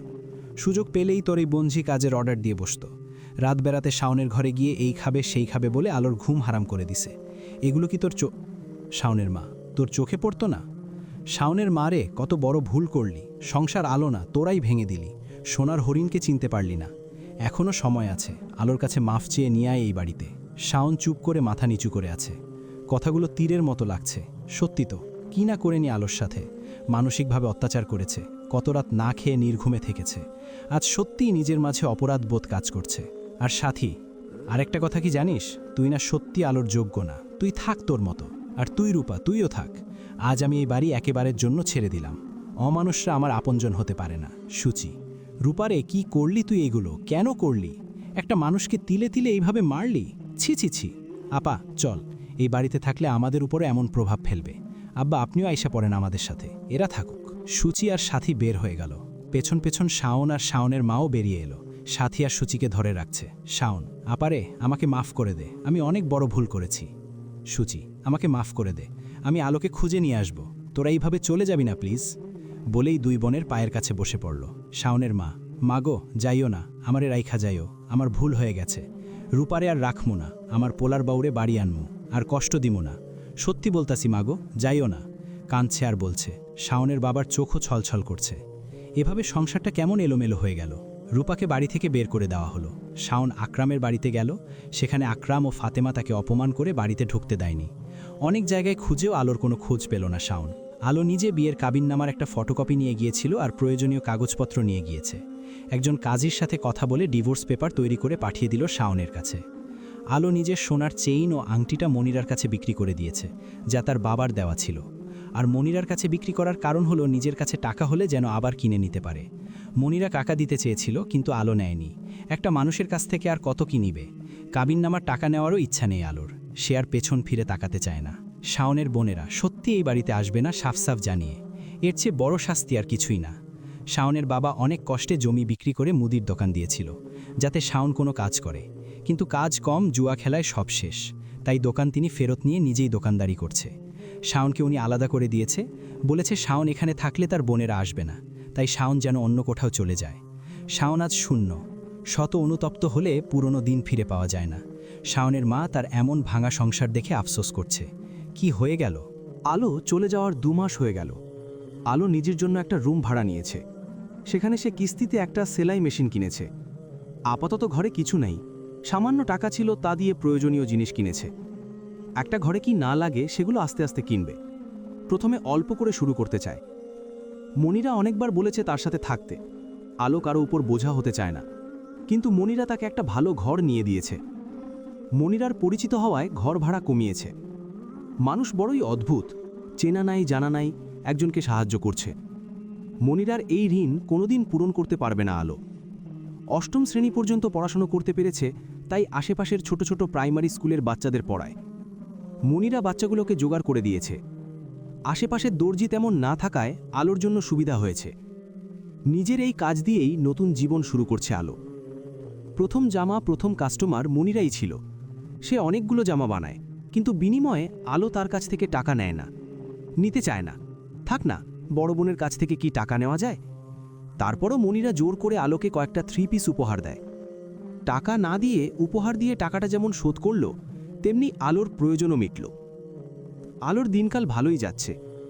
নতুন কিছু শুরু করেছে, একটু কষ্ট হবে। আস্তে আস্তে নিজের ঘরকে সুন্দর করে নিজের মতো সাজাবে আলো। নিজের কষ্টের টাকায় সাজানোর নতুন জীবন, নতুন সংসার। ওইদিকে আধারকে খুঁজে বের করে আকরাম।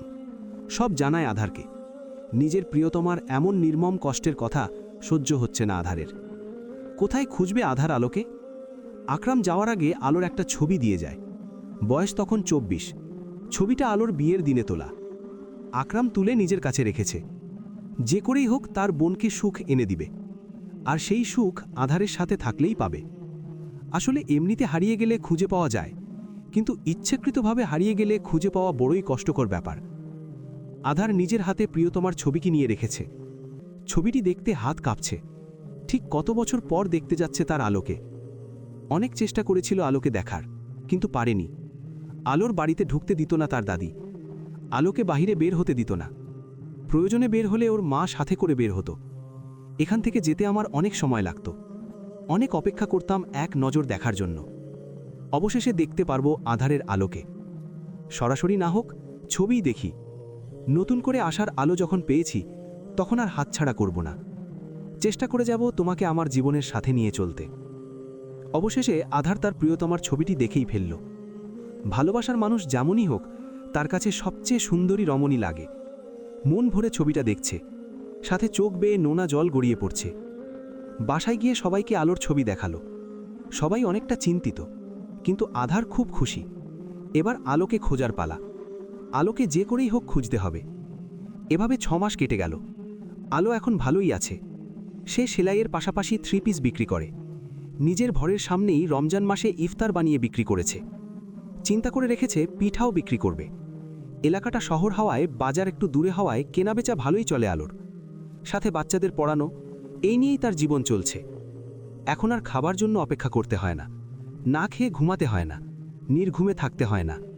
আলো নিজের বর্তমান পরিস্থিতির কথা গার্লস গ্রুপে শেয়ার করে। সবাই খুশি হয়েছে। অনেকে আবার বলছে মনিরার মতো কাউকে পেলে চলে যাবে। আলো সেখানে বলেছে সবাই মনিরা আপুর মতো ভালো হয় না, অনেক প্রতারক ধোঁকাবাজও আছে। তাই যা করার ভেবে চিন্তে করতে হবে। নিজেকে চিনতে হবে, তুমি কি পারো তা দিয়েই শুরু করো। বাকিটা না হয় আল্লাহ ঠিক করে দিবে। কেউ পাশে থাকুক আর না থাকুক, সৃষ্টিকর্তা সব সময় আমাদের পাশে থাকে। ওইদিকে আকরাম আলোর চিঠিটা লুকিয়ে রেখেছে। চিঠিতে কি আছে ফাতেমা জানে না। একদিন ফাতেমা চিঠিটা চুরি করল। চিঠি পড়ে তার চোখ বেয়ে আপনা আপনি জন গড়িয়ে পড়ল। চিঠিতে লেখা ছিল, প্রিয় ছোট ভাই, আশা করি ভালো আছিস আর ভালো থাকবি। আজকে কথাগুলো লিখছি হয়তো আমার প্রথম ও শেষ কথা। মনোযোগ দিয়ে পড়বি। যখন তোর জন্ম হয়েছিল সারা বাড়ির সবাই অনেক খুশি ছিল। আমিও অনেক খুশি ছিলাম। আমি তোকে দেখার জন্য, কোলে নেওয়ার জন্য ব্যাকুল ছিলাম। কিন্তু তখনও দাদি তোর আর আমার মাঝের তফাৎ বুঝিয়ে দিয়ে আমাকে একটা রুমে আটকে দিয়েছিল। তখন বাবা সবেমাত্র বিদেশে গিয়েছে। আমি সারাদিন ওই রুমে ছিলাম। এরপর পাশের বাসার ছোট দাদি এসে আমায় নিয়ে গিয়েছিল। জানিস তো, তোকে না আমার কোলে নিতে অনেক ইচ্ছে করত, কিন্তু কখনো হয়ে ওঠেনি। ভাবছিস এত ছোটবেলার কাহিনী কিভাবে মনে আছে? আসলে আমরা সুখের চেয়ে দুঃখের কথা খুব বেশি মনে রাখি। আস্তে আস্তে আমরা বড় হচ্ছিলাম। তুই ছোট থেকেই কম কথা বলতি, কিন্তু সারাদিন আমার পিছু পিছু ঘুরতি আর আমার জামা পরে ফেলতি। সেই জামা আমি ছোট করে নতুন করে বানিয়ে দিয়েছি। জামাটা তোর পছন্দের ছিল, তাই নিজের কাছে রেখে দিতাম। তোর যদি মেয়ে হয় আমার পক্ষ থেকে দিয়ে দিস। আমরা একে অপরকে ভালোবাসি, কিন্তু প্রকাশ করিনি। মনে আছে আমার রিং, কানের দুল দাদি খুলে নিয়ে গিয়েছিল, আর তুই দাদির সাথে ঝগড়া করে আমায় এনে দিয়েছিলিস। সেটা আমি তোকে দিয়ে দিলাম। এটা তোর মেয়েকে দিয়ে দিস। এর চেয়ে বেশি কিছু দেওয়ার সামর্থ্য আমার নেই রে ভাই। যাক, অনেক কথা বললাম, বলার কারণও আছে। বাবা মারা যাওয়ার পর তুই একদম চুপচাপ ছিলিস। তুই আমার কাছে কম আসতিস, কিন্তু দূরে থেকেও আমায় সাহায্য করতিস। সবাই যখন আমায় দোষারোপ করছিল বাবার মৃত্যুর কারণে, তুই তখন এক কোণায় চুপ করেছিলিস, অসহায়ের মতো আমার দিকে চেয়েছিলিস। আমার জন্য তুই এটা সেটা নিয়ে আসতিস। অবশেষে ফাতেমাকে নিয়ে এলি যাতে আমার কষ্ট কম হয়। ফাতেমাকে পারলে আগেই নিয়ে আসতিস, কিন্তু তোদের বয়স কম হওয়ায় পারিসনি। ফাতেমা মেয়েটা খুবই ভালো, আমার বেশ পছন্দ হয়েছে রে। ওর খেয়াল রাখিস। আমার জন্য কিছু আনলে ফাতেমাকে দিয়ে পাঠাতে প্রথমে বলতিস ফাতেমার জন্য এনেছিস, পছন্দ হয়নি তাই আমাকে দিয়ে দিলি। এতে দাদিও কিছু বলতো না আমায় সাহায্য করতে পারলেও। আমার বিয়ে করতে করতে 24 বছর হয়ে যায়। দাদি আমাকে যার তার সাথেই বিয়ে দিয়ে দিত, কিন্তু তুই মাঝে থাকায় দিতে পারেনি। তুই নিজের পড়াশোনার পাশাপাশি কাজ নিয়েছিলিস যাতে করে আমার কষ্ট কম হয়। ছোট হয়ে বড় ভাইয়ের মতো দায়িত্ব পালন করেছিস। শাওন যখন টাকার জন্য আসে, তুই কেন টাকা দিয়ে দিলি? আরে বোকা, আমায় জিজ্ঞেস করতি। তুই যেদিন টাকা দিয়েছিস তার পরের দিন আমি এসেছিলাম। তোর শাশুড়িমা আমায় এই বাড়িতে যেতে মানা করে। সে আমায় বলেছে আমি যদি এই বাড়িতে আসি তাহলে ফাতেমাকে নিয়ে যাবে আর দেবে না, তাই আমি আসিনি। তুই ওনাকে কিছু বলিস না, সব মাই চায় তার মেয়ে ভালো থাকুক। এখানে উনি চেয়েছেন ওনার মেয়ে যেন ভালো থাকে। উনি তোমার কথাও ভেবেছেন, তুমি কত কষ্ট করে কাজ করছো, তার উপর এতগুলো টাকা দিয়ে দিলে। আমি কখনো আর আসবো না। হ্যাঁ ঠিকই, আসবো না ওনার কথার জন্য নয়, নিজের জন্য চলে যাচ্ছি বহুদূর, এক অচেনা শহরে যেখানে কষ্ট দেওয়ার মতো কেউ থাকবে না। অনেক কথা বললাম, এবার শেষ কথা শোন। তোর মেয়ে হলে মেয়ের জন্য কিছু করে যাবি, নয়তো তারও অবস্থা আমার মতো হবে। আর বিয়ে দেওয়ার আগে দেখে শুনে বিয়ে দিস। বিয়ে দিয়ে খোঁজ খবর নিবি, বাবা হওয়ার সব দায়িত্ব পালন করবি ভালো মতো। আর একটা কথা, শাওনের সাথে আমি সুখে ছিলাম না, তাদের নানান অত্যাচারে আমি দিন দিন শেষ হয়ে যাচ্ছিলাম। না ঠিকমতো পেরেছি না ঘুমাতে, কিন্তু শাওনের দুই বোন খুব ভালো, আমায় অনেক ভালোবাসে। শাওন আজকে আমায় বলেছে তোর কাছ থেকে টাকা নিয়ে যেতাম, টাকা না নিলে যেন আমার মুখ না দেখাই। শাওনের হে কথাটা আমি রাখলাম। সত্যি আমার মুখ আর দেখাবো না শাওনকে। শেষবারের মতো তোকে সব বলে দিলাম, কারণ তোর জানার দরকার আমি কেন চলে গিয়েছি। আমাকে খোঁজে লাভ নেই, পাবি না আমায়।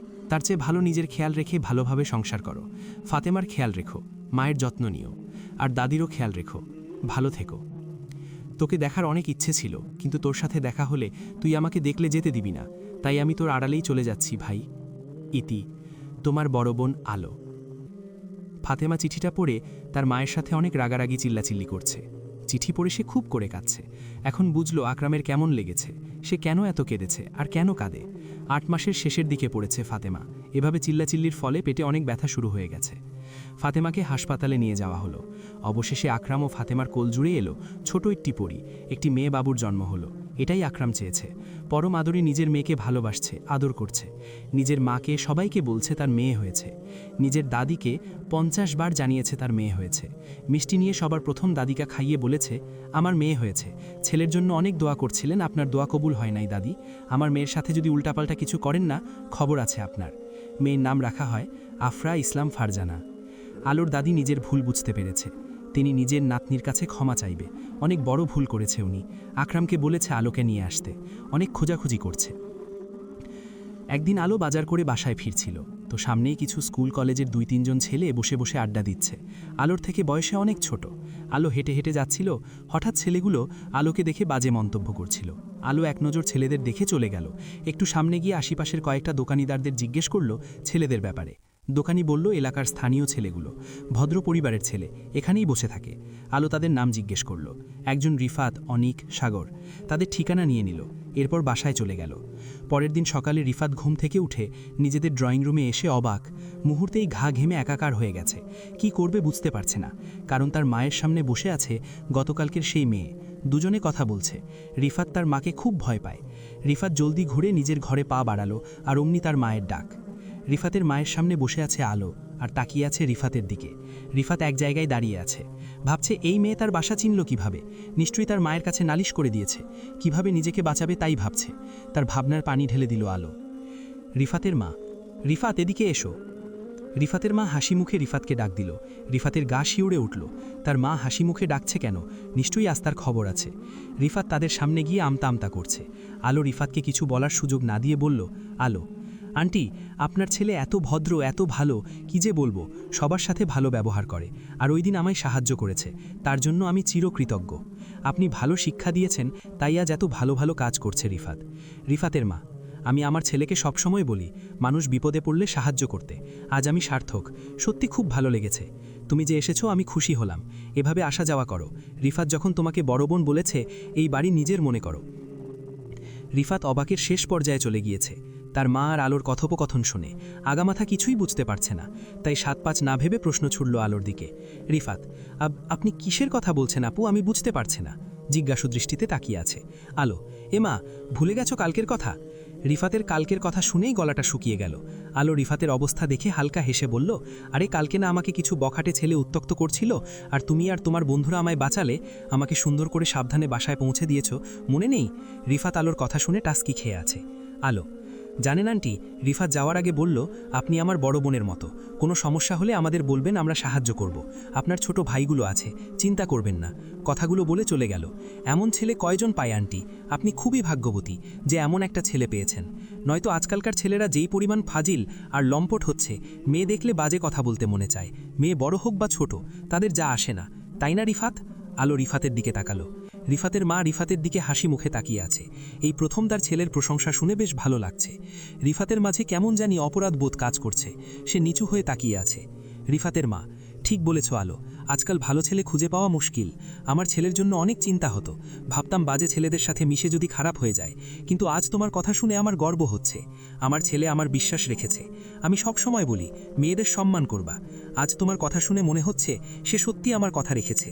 আলো, আরে আন্টি, শুধু আমি না, এমন আরও কত মেয়েদের সাথে এই ব্যবহার করে থাকে, তাই না রিফাত? এবার রিফাত করুণ চোখে তাকিয়ে আছে। অনুশোচনা বোধ কাজ করছে। আলো, আচ্ছা আন্টি, আমি এবার আসি। আসসালামু আলাইকুম। রিফাতের মা, কি বলো মা, খেয়ে দিয়ে যাও। আলো, না আন্টি, অন্য একদিন। রিফাতের মা, তুমি একদম আমার বড় মেয়ের মতো। আজ আমার মেয়েটা বেঁচে থাকলে তোমার মতো থাকতো। 5 বছর বয়সে মারা যায় আমার মেয়েটা। এরপর অনেক পরে গিয়ে রিফাত হয়।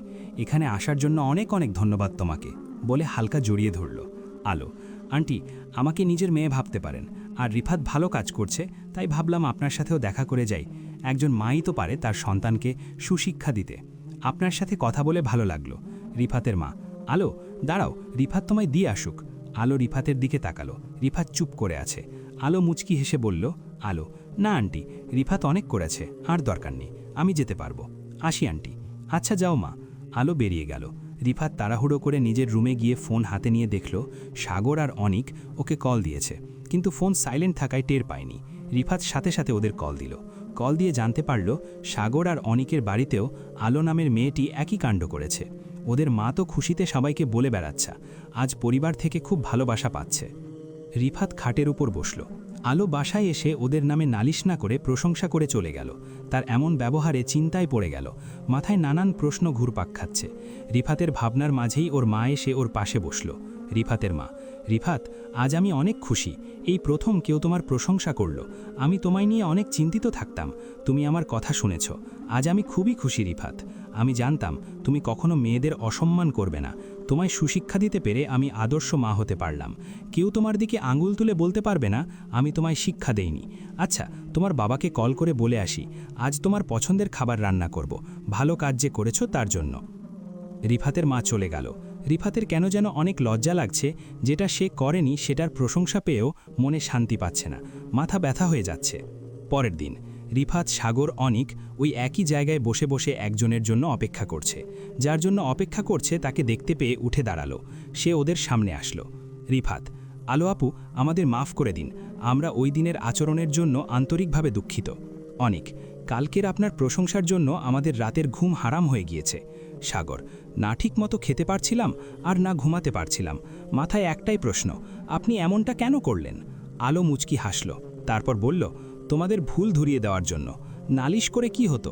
তোমাদের মা লজ্জিত হতো, এরপর বাবাকে বলতো, বাবার হাতে মার খেতে, এরপর একসময় ভুলে যেতে, কিন্তু এতে কি হতো? কালকের মতো কি লজ্জাবোধ কাজ করত?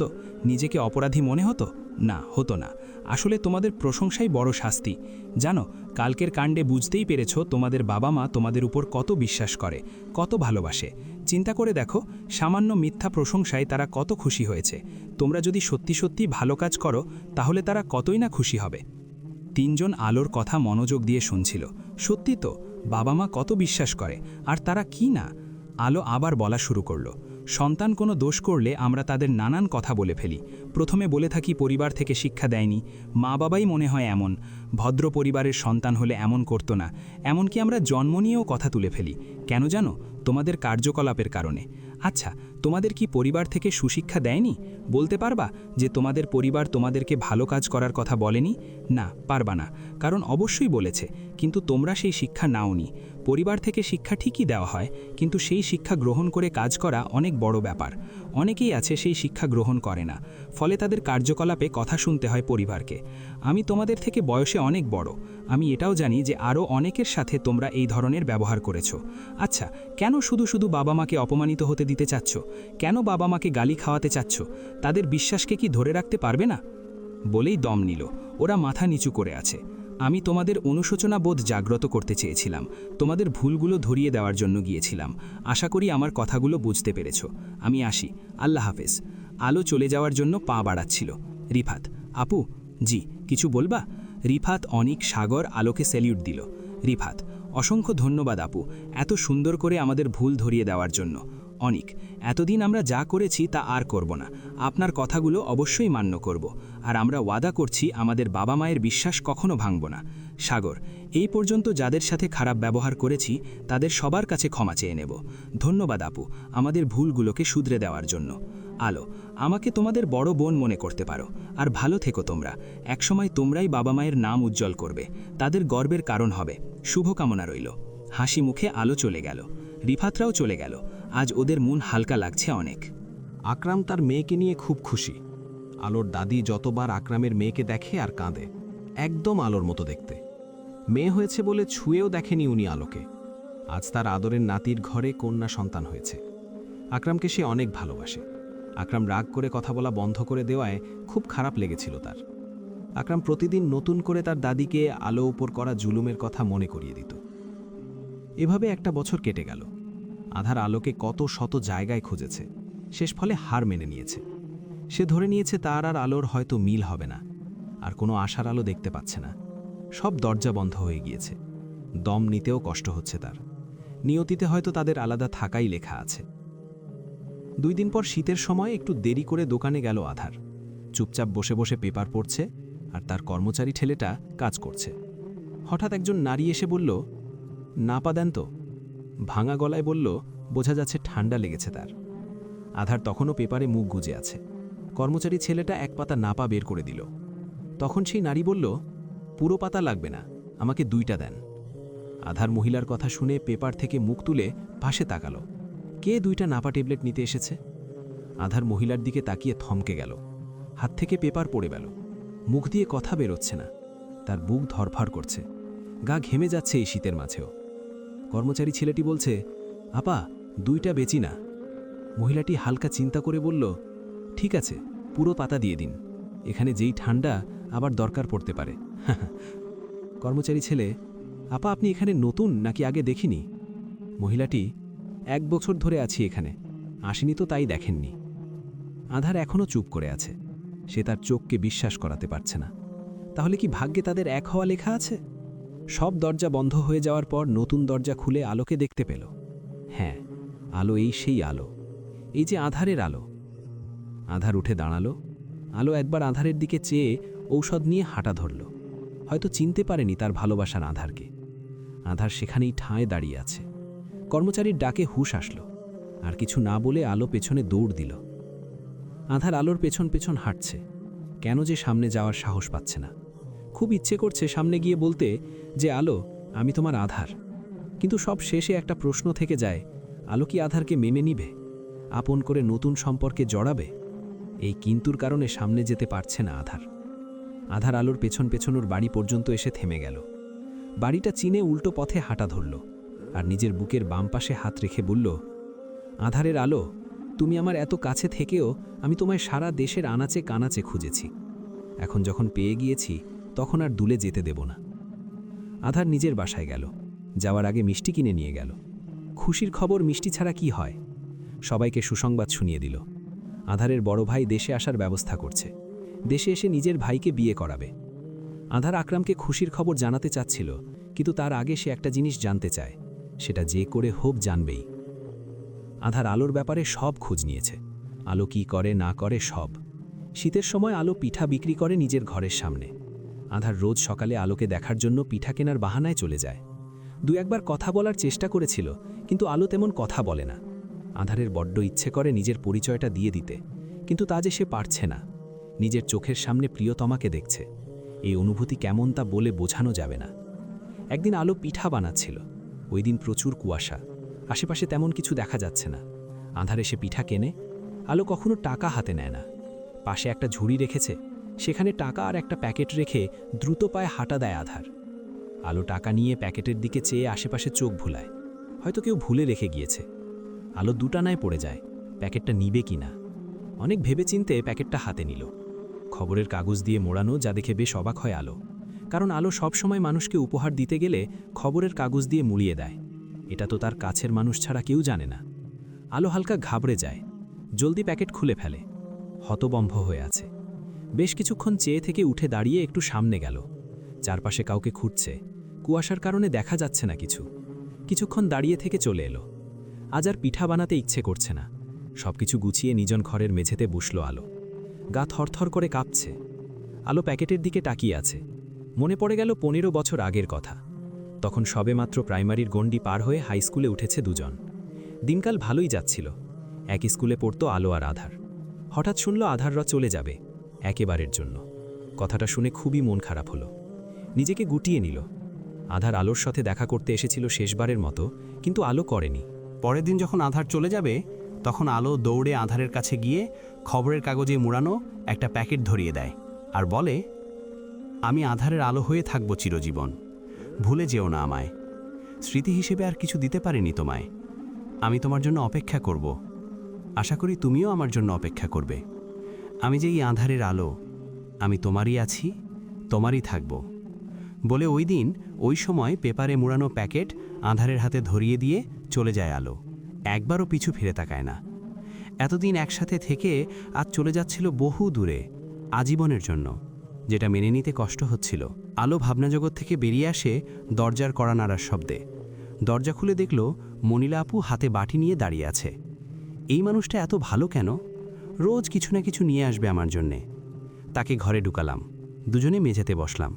সে আমার দিকে বাটিটা এগিয়ে দিয়ে বলল, আলো, গরুর মাংস রান্না করেছি। গরুর মাংসের ঝোল দিয়ে চিতই পিঠা খাওয়ার মজাই আলাদা। এই নাও, খেয়ে নিও। আমি অফিসে যাব, দেরি হচ্ছে। আলো মনিরাকে কয়েকটা পিঠা দিয়ে দিল। খাবারের প্লেট সাইডে রেখে ভাবছে, এর মানে কি? আধার তার জন্য অপেক্ষা করেছে বা এখনও করছে? না, এটা কিভাবে সম্ভব? আমার বিয়ে হয়ে গিয়েছে, তা শুনে তো বিয়ে করে ফেলা উচিত। সেটা কি সে করেনি? তার উপর দাদি বলেছে আধার আর আসবে না। নাকি সত্যি আমার শেষ বলা কথাগুলো রেখেছে? কথাগুলো ভাবতেই বুকটা ধুক করে উঠল। প্রচণ্ড শীতেরও আলো ঘেমে যাচ্ছে। আলো কি করবে ভেবে পাচ্ছে না। এত বছর পর আধার তার সামনে এসে প্রশ্ন করলে কি জবাব দিব? নিজের বলা কথাগুলো রাখতে পারিনি। সে কি বুঝবে আমি পরিস্থিতির শিকার? হয়তো বুঝবে। সে তো এসেছিল আমাকে নিজের করে নিতে, কিন্তু তার হয়ে ওঠেনি। কিন্তু আজ সে এসেও এলো না। প্রচুর ভাবাচ্ছে আলোকে। যেদিন সে এসেছিল, দাদি আমাকে ঘরে বন্দি করে দিয়েছিল। এক নজর দেখার ইচ্ছে ছিল এই বড় আধার দেখতে কেমন। তার হলো কোথায় জানি না। দাদি কি এমন বলেছে বা করেছে যে আধারে চলে গিয়েছে। আমাদের ভাগ্য এক হওয়া লেখা ছিল না, তাই হয়নি। কিন্তু আধারের চিরকুট দিয়ে কি বোঝাতে চাচ্ছে? আমি যে আমার কথা রাখিনি, তা নাকি সে আমার কথা রেখে আমার জন্য আজও অপেক্ষা করছে। প্রচণ্ড মাথা ব্যথা করছে। আর কিছু ভাবতে ইচ্ছে করছে না। এখন তার ঘুমের প্রয়োজন। আলো দরজা লাগিয়ে ঘুমিয়ে পড়ল। আজ সারাদিন ঘরে বন্দি করে রেখেছে নিজেকে আলো। সন্ধ্যায় দরজায় কড়া পড়ল। আলো তো ভয় পেয়ে গেল, কে হতে পারে? দরজা খুলতে ভয় করছে। ভেতর থেকে 2-3 বার জিজ্ঞেস করল কে, কোনো উত্তর পেল না। কিন্তু দরজার কড়া বারবার নড়ছে। বাধ্য হয়ে দরজা খুলে কিছু বলবে। দরজা খুলে বাহিরে তাকিয়ে অবাক হয়ে তাকিয়ে আছে। চোখ দিয়ে আপনা আপনি পানি পড়ছে আলোর। দরজার বাহিরে আর কেউ নয়, তারই আপনজন দাঁড়িয়ে আছে। দরজা খুলে হতভম্ব হয়ে গেল। চোখ পেয়ে পানি গড়িয়ে পড়ছে। দরজার সামনে আর কেউ নয়, তারই আপনজন, তার আদরের ছোট ভাই আকরাম। দরজার বাহিরে দাঁড়িয়ে আছে আলোর ভাই, ভাইয়ের বউ ও তাদের মেয়ে। আকরাম নিজের বোনকে দেখে ঝাপটে ধরল। 2 ভাই বোন কাঁদছে। ফাতেমাও কেঁদে দিয়েছে। আকরাম, আপারে, আমাকে রেখে তুই কেন চলে এসেছিস? একবার আমাকে বলতে পারতি, আমাকে জানাতে পারতি। এভাবে আমাকে একা করে কেন চলে এলি? কাঁদছে আকরাম। আশেপাশের মানুষ কান্নাকাটির আওয়াজ শুনে ভিড় জমিয়ে ফেলেছে। আলো নিজেকে স্বাভাবিক করে ওদের ঘরে ঢুকালো। আলো ফাতেমার কোলের বাচ্চাটির দিকে চেয়ে আছে। আকরাম নিজের মেয়েকে কোলে নিল। আকরাম, তোর কথা কিন্তু সত্যি হলো, আমাদের মেয়ে হয়েছে আপা। এই নে আমাদের আফরা, তোর বানানো জামা পরিয়ে এনেছি, একদম পরীর মতো লাগছে তাই না? আলো নিজের কাপা কাপা হাতে বাচ্চাটাকে কোলে নিয়ে নিল। বাচ্চাটা আলোর দিকে চেয়ে আছে, হাত নাড়াচাড়া করছে। নিজের হাত আলো গালে ছোঁয়াচ্ছে। আলোর চোখ বেয়ে পানি পড়ছে। একদম নিজের মতো হয়েছে, হবেই না কেন? আলো ও আকরামের চেহারাই অনেকটাই মিল। আলো আফরাকে বুকে জড়িয়ে রাখছে, অন্যরকম শান্তি লাগছে। আলো, আম্মু, আমি তোমার ফুপ্পি হই, বুঝেছ? তুমি জলদি বড় হয়ে যাও, স্কুলে যাবা, খেলা করবা, নিজের মতো করে বাঁচবা। আফরাও মুখ দিয়ে হালকা আওয়াজ করছে, হেসে দিচ্ছে। আলোকে এখন বেশ পরিবর্তন লাগছে, লাগবেই না কেন? মানুষের খাওয়া আর ঘুম বেশ প্রয়োজন। কিন্তু শাওনদের বাড়িতে এই দুটির একটিও হতো না। আলো ওদের শরবত বানিয়ে দিয়ে রান্না শুরু করবে। আপাতত ঘরে তেমন কিছু নেই, ভাত আর ডিম ভুনা করে দিবে ভাবছে। ফাতেমা আলোকে উঠিয়ে নিজে বসে গেল আর আলোকে তার ভাইয়ের কাছে গিয়ে কথা বলতে বলল। প্রথমে মানা করলেও ফাতেমার জোড়াজড়িতে উঠল। আলো আকরামের সাথে কথা বলছে। খাট কেনা হয়নি তাই মেঝেতেই ঘুমায়, কিন্তু তশক বানিয়েছে, তাতে শুয়ে থাকে। একা মানুষ এত কিছু দিয়ে কি করবে আর? সব না হয় আস্তে আস্তে কিনে নিবে। বাচ্চাটা কোনো মতে বসতে পারে, বসিয়ে দিয়েছে। সে তার মতো খেলা করছে। এরপর আলো ওর ভাইকে সব বলল, এখানে কিভাবে এসেছে, কি হয়েছে, শাওন কি করেছে, সব। শাওনকে ডিভোর্সের পেপার তো পাঠিয়ে দিয়েছে, কিন্তু বাকি অনেক কাজ বাকি। আকরাম বলল বাকিটা সে দেখে নিবে। সে একটা কোম্পানিতে ছোটোখাটো কাজ নিয়েছে, তাই করছে। ওদের কথার মাঝে মনিরা এসে হাজির। মনিরা রোজ আলোকে দেখতে আসো, দুইজন গল্প করে। আজকে মানুষ দেখে একটু অবাক। আলো মনিরাকে ওর ভাইয়ের সাথে পরিচয় করিয়ে দেয়, সাথে ফাতেমা ও আফরা মনির সাথেও। মনিরা ফাতেমাকে রান্না করতে মানা করল, বলল আজকে তার বাসায় খেতে। অনেক মানা করলেও কাজ হলো না। সাথে ফাতেমারা মনিরার বাসায় থাকবে। বাচ্চা নিয়ে এমন ছোট একটা ঘরে কিভাবে থাকবে? মনিরা চলে গেল, রান্না করতে হবে তাই। কথার মাঝে আকরাম বলল জরুরি কথা আছে। আলো জানে এখানে আকরাম কিভাবে এসেছে, তাই আর জিজ্ঞেস করেনি। আকরাম আলোকে বলল, আপা, আমি তোকে আজ নিতে এসেছি। আলো, এটা সম্ভব না রে, আমি সব ছেড়ে এসেছি, পেছনে ফিরে তাকাতে চাই না। আকরাম, দেখো আপা, আমি তোমাকে পেছনে ফিরে তাকাতে বলছি না, আমি চাচ্ছি তুমি সামনে ফিরো, কিন্তু তা আমার বাড়িতে। তোমার সাথে আমি আছি, ফাতেমা আছে, সাথে আফরা মনিও আছে। তোমার যা সিদ্ধান্ত হবে তাই। আলো, দেখো আকরাম, আমি এখানে নতুন করে শুরু করেছি। তার আলোকে থামিয়ে দিয়ে আকরাম বলল, আপা, একবার আমার মেয়েটাকেও দেখো, সে তার ফুফুর আদর থেকে বঞ্চিত হবে। আর যদি তার দাদিও আমাদের দাদির মতো আচরণ করে? আমাদের তো ফুফু ছিল না, কিন্তু আফরার তো ফুফু আছে, সে কি আফরাকে আগলে রাখতে পারবে না? আকরাম আলোকে নানানভাবে রাজি করানোর চেষ্টা করছে। অতঃপর অনেক ভেবে আলো যাওয়ার জন্য রাজি হয়। পরের দিন সকাল সকাল আকরাম ফাতেমাকে নিয়ে যায়। ওরা পরের দিন আসবে বলল। আলো বাড়ির মালিকের সাথে কথা বলে সব ঠিকঠাক করল। মনিরা এসে সবকিছু গুছাতে সাহায্য করছে। মনিরাও খুশি আলো তার পরিবারের কাছে ফিরে যাবে। অতঃপর আলো আজ নিজের বাড়ির সামনে দাঁড়িয়ে আছে। মনিরাকে ধরে হালকা কান্না করেছিল।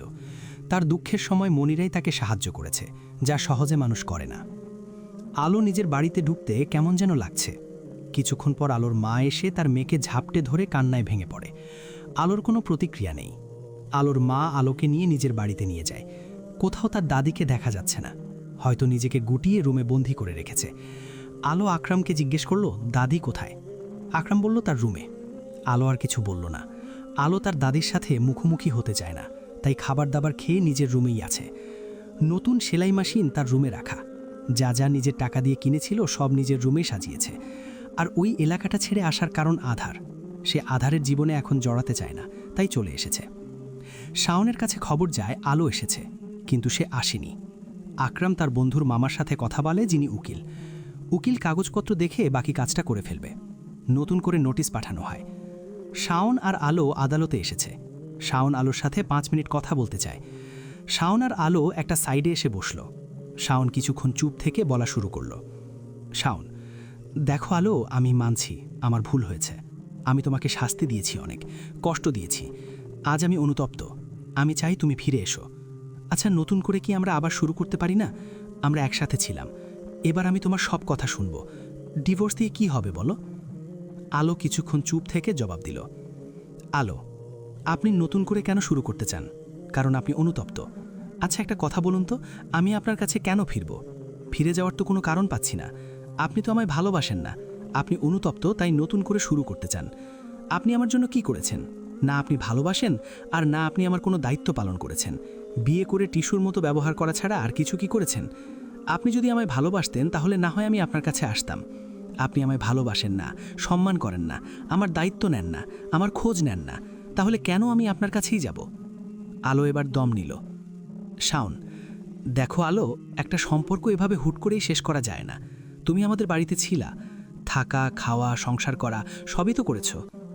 আলো, একটা কাজের লোককেও ফ্রিতে থাকতে দেওয়া হয়, খেতে দেওয়া হয়, আর আমাকে তো না শান্তিতে খেতে দিয়েছেন না ঘুমাতে।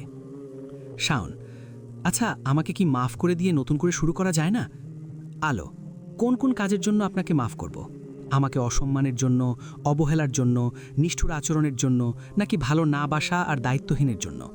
আপনি হয়তো ভুলে গিয়েছেন আমার সাথে আপনি কি কি করেছেন। দাঁড়ান, মনে করিয়ে দিচ্ছি। আপনি সেই লোক যে খাবারে লবণ বেশি হওয়ায় রাত 1টায় 8 কেজি মাছ এনে আমাকে সারা রাত নির্ঘুম রেখেছেন। আমার জামা কাপড় কুচি কুচি করে কেটে ফেলেছেন। বাচ্চা না হওয়ার জন্য আমাকে দোষারোপ করেছেন। আমাকে না বলে আমার ভাইয়ের কাছ থেকে টাকা এনে জুয়া খেলায় সব টাকা শেষ করেছেন। আমার বাবার বাড়ি থেকে দেওয়া একটা আংটি বিক্রি করে জুয়াতে সব টাকা শেষ করেছেন। আমাকে নিজে থেকে একটা শ্যাম্পুও কিনে দেননি। আমাকে বাবার বাড়ির খোটা দিয়েছেন। আপনারাই সেই লোক যারা আমাকে বাচ্চা না হওয়ায় কবিরাজের কাছে নিয়ে গিয়ে অত্যাচার করেছেন। কখনো আমায় জিজ্ঞেস করেননি, আলো তুমি কি খেয়েছো? যার জন্য কিনা রাত 1টা পর্যন্ত না খেয়ে নির্ঘুম থাকতাম। আপনি সেই লোক যার বাড়িতে কত রাত, কত দিন না খেয়ে থেকেছি। কখনো আমায় কিছু কিনে দেননি বা জিজ্ঞেস করেননি যে আলো তোমার কি কিছু লাগবে। আপনি সেই লোক যে কখনো আমায় বলেননি যে আমায় ভালোবাসেন। বিয়ে করেছেন তাই আমার সাথে থেকেছেন। আর আপনি সেই লোক যে আমায় বলেছেন আপনি আমায় বিয়ে না করলেও কেউই এমন মেয়েকে বিয়ে করতো না। আমার বয়স বেশি, রূপ নেই, গুণ নেই, কিছু নেই। আচ্ছা, কখনো কি আমার কাজে প্রশংসা করেছেন? আমার রান্না করা খাবারের কোনো প্রশংসা করেছেন? আমাকে কখনো কোথাও ঘুরতে নিয়ে গিয়েছেন? আমাকে কখনো কোনো উপহার দিয়েছেন? আরে উপহার বাদ, ঈদেও তো কিছু দেননি। আলো এবার একটু দম নিল। শাওন চুপচাপ আলোর কথা শুনছে, কি বলবে বুঝতে পারছে না। আচ্ছা, বললেন না যে মাফ করে নতুন করে শুরু করতে? আপনি কি কখনো আমায় মাফ করে ছাড় দিয়েছেন? খাবারে লবণ বেশি হওয়ায় কি আমায় মাফ করা যেত না? আপনি তা করেননি। কি, আমি সেলাই মেশিন বিক্রি করে আমার ভাইয়ের টাকা ফেরত দেওয়ায় আমার জামা কাপড় কুচি কুচি করে কেটে ফেলেছেন, যেখানে আপনার দোষ ছিল। কই, তখনও তো মাফ করেননি। রাতের বেলা চালের গুঁড়ো এনে পিঠা বানাতে বলেন, কই, তখনও তো মাফ করেননি। যেখানে নিজে ছোট ছোট কাজের জন্য আমায় মাফ করেননি, সেখানে এত বড় বড় অন্যায়ের মাফ আমি কেন করব? আমি কেন মানিয়ে নিব? আপনি কি মানিয়ে নিতে পারতেন না?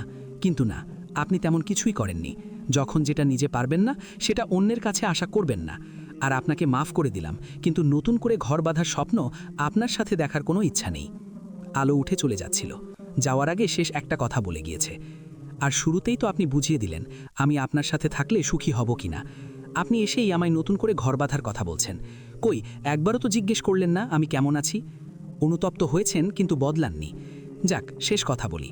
আপনি বলেছিলেন টাকা না নিয়ে এলে মুখ দেখাতে না, কিন্তু আমি আপনার কথাটা রেখেছি। আর একটা কথা, থুথু ফেলে দিলে সে থুথু আর মুখে নেওয়া যায় না। আলো সোজা হেঁটে যাচ্ছে। আত্মসম্মান থাকতে হয়, সব সময় মানিয়ে নেওয়া যায় না। মানুষের সাথে সংসার করা যায়, কিন্তু এই সব জানোয়ারদের সাথে সংসার না করাই ভালো। সব সময় সবাইকে নতুন করে সুযোগ দেওয়া যায় না। তাদের যদি সুযোগ দেই তাহলে নিজের কাছেই হেরে যাব, নিজের কাছে নিজে নিচু হব। অতঃপর আলো আর শাওনের তালাক হয়ে গেল। আলো পিছু ফিরে আর তাকাতে চায় না। এভাবে কিছুদিন কেটে গেল। আলো একদিন ঘরে বসে সেলাই করছে। এমন সময় আকরাম আসলো। এসে আলোকে ঘর থেকে বাহিরে নিয়ে গেল। বাহিরে গিয়ে আলো দেখল কয়েকজন মানুষ বসে আছে, 3 জন মহিলা আর 1 জন পুরুষ। আলো ধীরে ধীরে সামনে এগিয়ে গেল, বোঝার চেষ্টা করছে কারা। লোকটাকে দেখে একটু অবাক হলো। ঔষধের দোকানি আর পিঠানিতে এই লোকটাকে দেখেছে অনেকবার। তার পাশে একজন বয়স্ক মহিলাকে দেখতে পাচ্ছে। তার চেহারাটা চেনা চেনা লাগছে। অনেকক্ষণ চুপ করে দাঁড়িয়ে ভাবছে কারা। লোকটা আলোর দিকে তাকিয়ে আছে। বয়স্ক মহিলাটি আলোকে চুপ দেখে বলল, কেমন আছো আলোমণি? আলোমণি নামটা শুনে অবাক হয়ে গেল। মুহূর্তেই মনে পড়ে গেল এই নাম তো 2 জন ডাকত, এক আলোর বাবার আর এক আধারের মা। আদর করে আলোমণি ডাকত। তাহলে কি ইনি? আলো লোকটার দিকে তাকালো। চোখ ছলছল করছে, লোকটারও চোখ ছলছল করছে। আলোর কিছু বলার আগেই গলা বসে যাচ্ছে। একটা ঢোক গিলে বলল, আধার, আধারের আলো। আলো নিজের দাঁতে দাঁত চেপে কান্না আটকানোর চেষ্টা করছে। কাউকে কিছু না বলে নিজের রুমে গিয়ে বসল। এতে কেউ অবাক হয়নি। আকরাম, আলোর মা আর আধারের মা বলল আধারকে আলোর কাছে যেতে। আলো বিছানায় বসে কাঁদছে। আধার দরজাটা হালকা চাতিয়ে মেঝেতে এসে বসল। আলোর বিছানায় ঘুমাচ্ছে আফরা। আলোকে কাঁদতে দেখে সে নিজেও কাঁদছে। আলোর দিকে নিজের রুমাল এগিয়ে দিয়ে বলল, কেমন আছো তুমি? আলো অনেক কষ্টে নিজে সামলাচ্ছে। আধারের প্রশ্নের উত্তর না দিয়ে বাথরুমে চলে গেল। আধার উঠে দাঁড়িয়ে রুমটা দেখছে। আলো মুখে পানির ঝাপটা দিয়ে আয়নায় নিজেকে দেখছে। 3 মিনিট নিজের দিকে চেয়ে বেরিয়ে এলো। গিয়ে খাটে বসে আধারকে বসতে বলল, আলো, অনেক বছর পর আমাদের দেখা। তুমি কেমন আছো আধার? বিয়ে করেছো কি, বাচ্চা আছে, ছেলে হয়েছে নাকি মেয়ে? আলো এসব প্রশ্নের উত্তর জানে, তারপরেও প্রশ্ন করছে।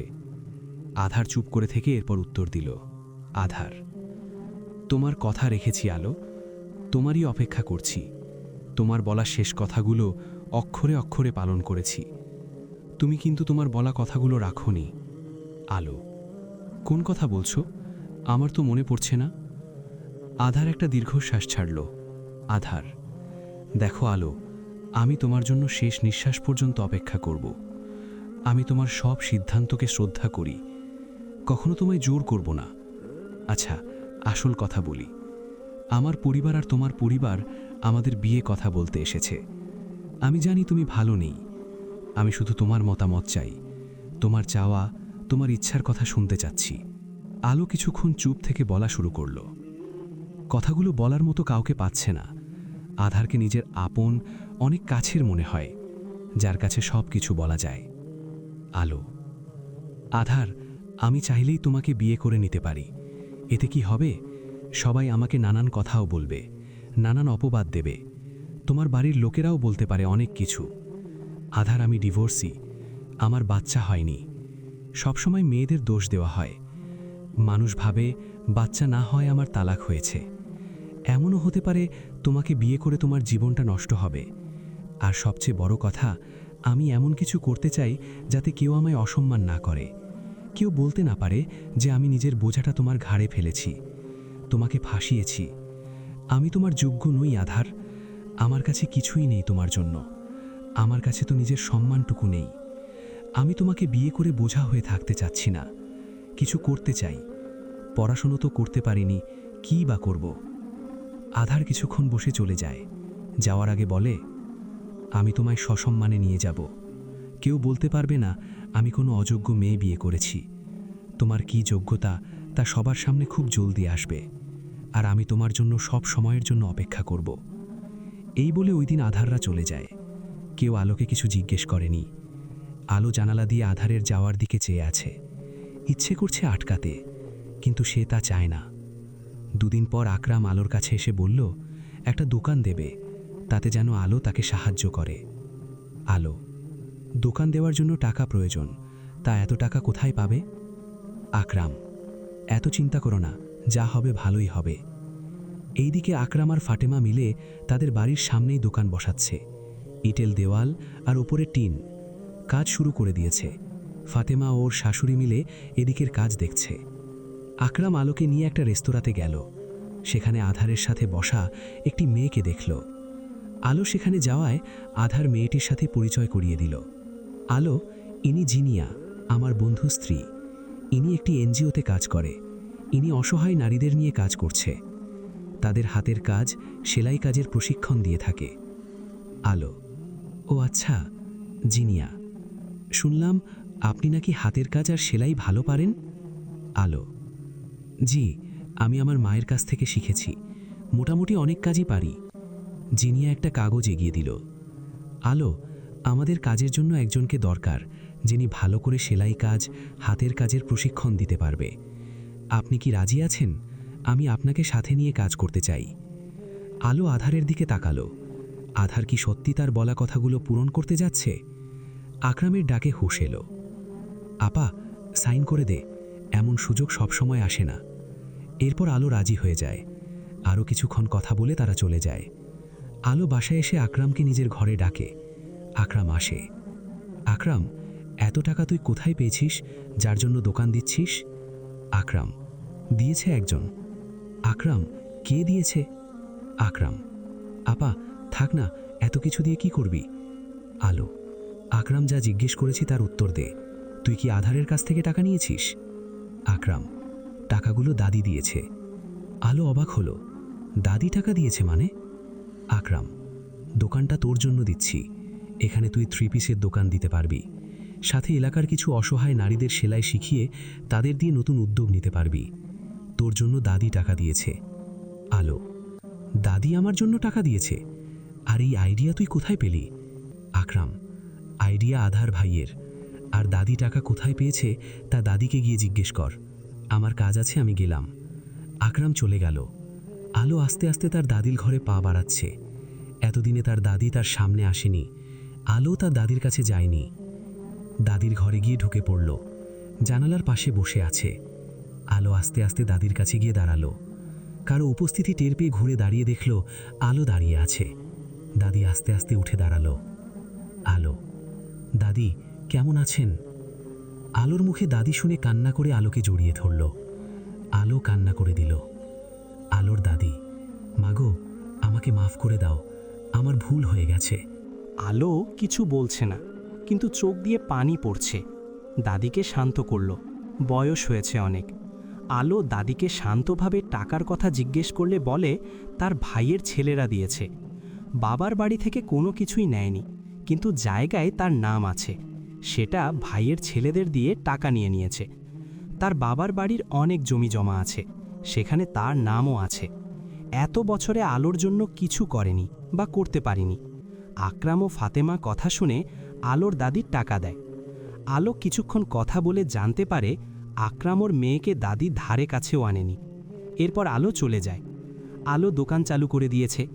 জিনিয়ার সাথেও কাজ শুরু করে দিয়েছে। প্রতিদিন জিনিয়ার সাথে গিয়ে 3 ঘন্টা করে বিভিন্ন নারীদের সেলাই কাজ, হাতের কাজ শেখায়। নিজেদের দোকান চালু করেছে। এক পাশে 3 পিস বিক্রি করবে, আরেক পাশে সেলাই কাজ ও হাতের কাজ শুরু করবে। এলাকার কয়েকজন নারীদের খুঁজে বের করেছে, তাদের কাজ শিখিয়ে শুরু করে দিয়েছে।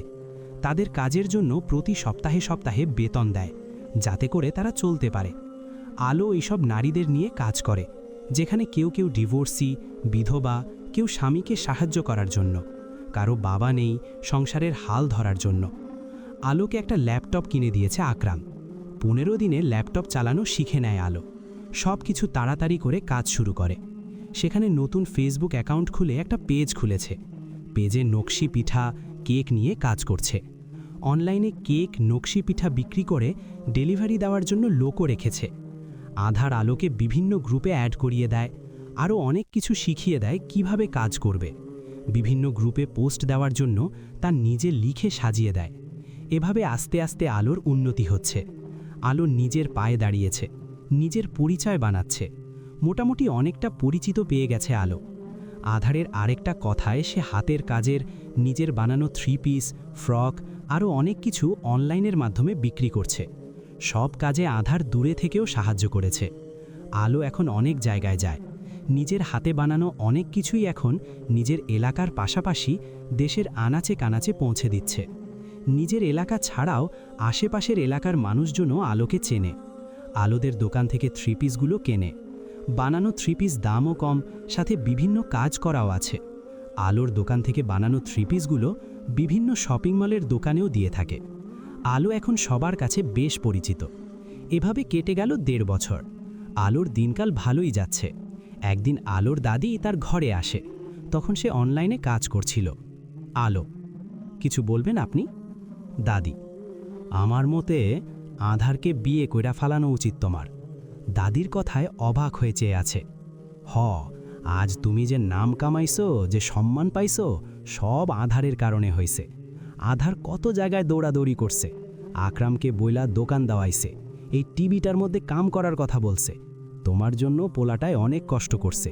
ওরে আমি কইছিলাম কিছু করলে তোমারে ওর হাতে তুইল্লা দিমু। ওয়া সেই কথা রাইখা বিদেশ গেছে গা, কিন্তু আমি দেইনি, আমার কথা রাখি নাই। আজ সুযোগ আছে কথা রাখনের। আমি চাই তুমি ওর সাথে নতুন কইরা সব শুরু করো। ও আর তোমারের জন্য ভালো, ওর মতো পোলা তুমি পাইবা না, ও আর তোমারে যতটা বুঝে তা কেউ বুঝবো না। দাদি কথাগুলো বলে চলে গেল। ঠিকই তো, আধার কত কিছু করল।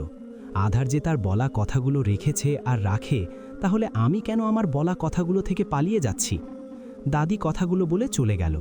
ঠিকই তো, আধার কত কিছু করল। আধার যে তার বলা কথাগুলো রেখেছে আর রাখে, তাহলে আমি কেন আমার বলা কথাগুলো থেকে পালিয়ে যাচ্ছি? আলো আকরাম ও ফাতেমাকে ডেকে ওদের সাথে কথা বলে। আকরাম বলে, আধার অনেক কাজ করেছে, বিভিন্ন গ্রুপে গ্রুপে আলোর কাজের প্রচার করেছে, তার বন্ধুবান্ধবদের জানিয়ে দিয়েছে, এভাবে অনেক অনেক কষ্ট করেছে। জিনিয়াকে অনেক রিকোয়েস্ট করে আলোকে কাজে নিতে বলেছে। কাজের জন্য জায়গা না থাকা সত্ত্বেও আলোকে নিয়েছে। আধার বলেছে আলো তাদের নিরাশ করবে না। আলো কাজের সফলতার পেছনে আধারের অবদান অনেক। আলো অনেক চিন্তাভাবনা করে আধারকে ডাকে। আকরামকে সাথে নিয়ে একটা রেস্তোরাঁতে যায়। আকরাম একটু দূরে থেকে দুজনকে কথা বলার সুযোগ দেয়। 5 মিনিট দুজন নীরবতা পালন করে। আলো বলে, আমি আধারের আলো হয়ে থাকতে চাই। আমাকে কি নিজের জীবনের সঙ্গে জড়িয়ে নতুন সম্পর্কের নাম দিতে পারবে কি? আধার মুচকি হাসল। সে এই কথা শোনার জন্যই অপেক্ষা করছিল। অবশেষে পেয়ে গেল সে তার আধারের আলোকে। অতঃপর আধার আলোর বিয়েটা হয়ে গেল। সামান্য ঘরোয়াভাবে বিয়েটা হলেও তাদের বিয়েতে অনেক মানুষ আসে। মুনিরাও আসে, যে আলোকে সাহায্য করেছিল। এমনকি গার্লস গ্রুপে মুনিরা আধার ও আলোর কথাগুলো শেয়ার করে। আলো অনেক মেয়ের অনুপ্রেরণা। বাসর ঘরে বসে আছে আলো। অবশেষে সে আধারের আলো হয়েই গেল। আধার তাকে সসম্মানের সাথে তার যোগ্যতা সবাইকে দেখিয়ে দিয়েই আপন করে নিয়েছে। সে প্রমাণ করে দিয়েছে আলো কখনো অযোগ্য ছিল না। আলো আধারের রুমটাকে খুঁটিয়ে খুঁটিয়ে দেখছে। এরপর সে রুমে আসে, দুজন নামাজ আদায় করে একসাথে বসে গল্প করতেছে। এত বছরে কত কথা জমে আছে। আলো পেপারে মোড়ানো একটি প্যাকেট আধারের দিকে এগিয়ে দেয়। আধার হালকা হেসে তা নিয়ে নেয়। পেপার খুলে দেখে বিস্কুটের প্যাকেট, তাও নতুন। প্যাকেটটা ছিঁড়ে দুজনে বিস্কুট খাচ্ছে।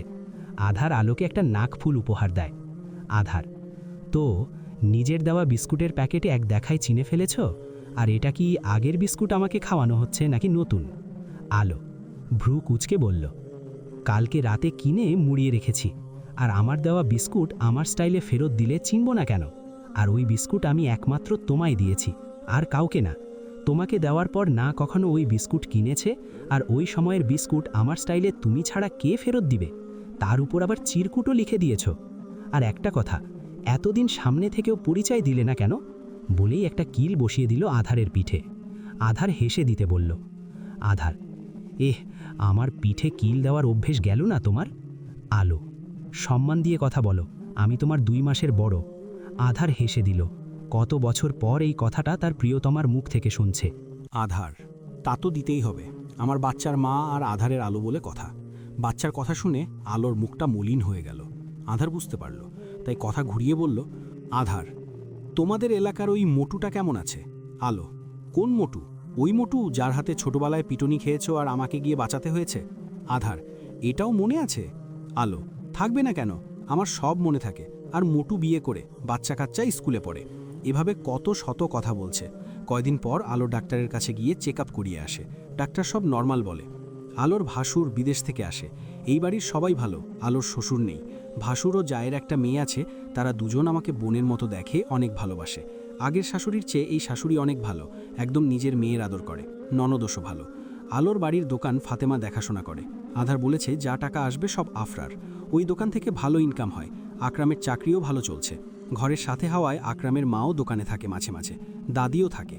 যেহেতু আলো তার মায়ের কাছ থেকে কাজ শিখেছে, তাই ঝামেলা হলে তার মা দেখিয়ে দেয়। সাথে ইউটিউব তো আছেই। নতুন কিছু জানার ও শেখার জন্য ইউটিউব ব্যবহার করে থাকে। আকরামের শাশুড়ি আলোর কাছে মাপ চেয়েছে, আলো মাফ করে দিয়েছে। সাথী ও সূচি আলোর কাজের জন্য খুশি, তারাও দেখা করে গিয়েছে। মাঝে মাঝে কিছু ধাক্কা থেকে উপরে ওঠা যায়, যদি উপরে ওঠার জন্য কেউ সঙ্গ দেয়। আলো শ্বশুরবাড়ির এখানে দোকান দিয়েছে, কয়েকজন মেয়েদের নিয়ে কাজ করছে। সাথে তার কেক ও পিঠার ব্যবসাও চলছে। আধারের ঔষধের দোকান ভালোই চলছে। দোকান থেকে ফিরতে দেরি হলে আলোকে ফোন করে জানিয়ে দেয়। এখন আর রাত 1-2টা পর্যন্ত অপেক্ষা করা লাগে না। এখন আলো আধারের জন্য অপেক্ষা করে, কারণ আধার যত দেরি করেই আসুক, এসেই আলোকে জিজ্ঞেস করবে খেয়েছে কিনা। যখন শোনে খায়নি, তখন বকাঝকাও করে। আলো শাওনকে ধন্যবাদ দিয়েছে। সে দুঃখগুলো না দিলে এত সুখ পেত না, আর সুখ কী জিনিস তাও বুঝতে পারত না। আজ আলো আর আধার বাকি সব সুখী স্বামী স্ত্রীদের মতো জীবনযাপন করছে। 1 বছর পর আলো প্রেগনেন্ট, অনেক কষ্টে গর্ভবতী হয়েছে অবশেষে। অনেকের অনেক কথা শুনতে হয়েছিল, কিন্তু আলোর শ্বশুরবাড়ির লোকজন অনেক সাপোর্ট দিয়েছে। একদিন আলো গোসল করে এসে ফোন হাতে নিয়ে দেখে আধার কল দিয়েছিল আর একটা মেসেজ, হোয়াটসঅ্যাপে যাও, একটা জিনিস দেখাবো। আলো হোয়াটসঅ্যাপে গিয়ে দেখল আধার তরমুজের ছবি পাঠিয়েছে। তরমুজ আলোর পছন্দ ছিল। যেদিন বাবা মারা যায় ওই দিন পছন্দের জিনিস অপছন্দে পরিণত হয়, কারণ ওই দিন আলো ওর বাবাকে তরমুজ কিনে আনার জন্য বায়না ধরেছিল। আর তরমুজ তো আসেনি, এসেছে তার বাবার লাশ। রোড অ্যাক্সিডেন্টে মারা গিয়েছিল ওর বাবার। সবাই আলোকে তখন দোষারোপ করেছিল।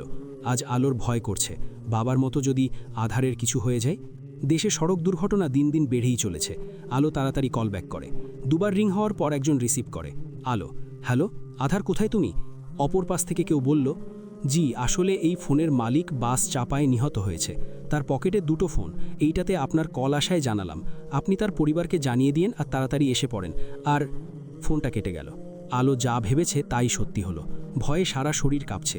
বাসায় কাজ করা কাজের মহিলা আলোর রুমে এসে খাবার নিয়ে। আলো ঢলে পড়ে।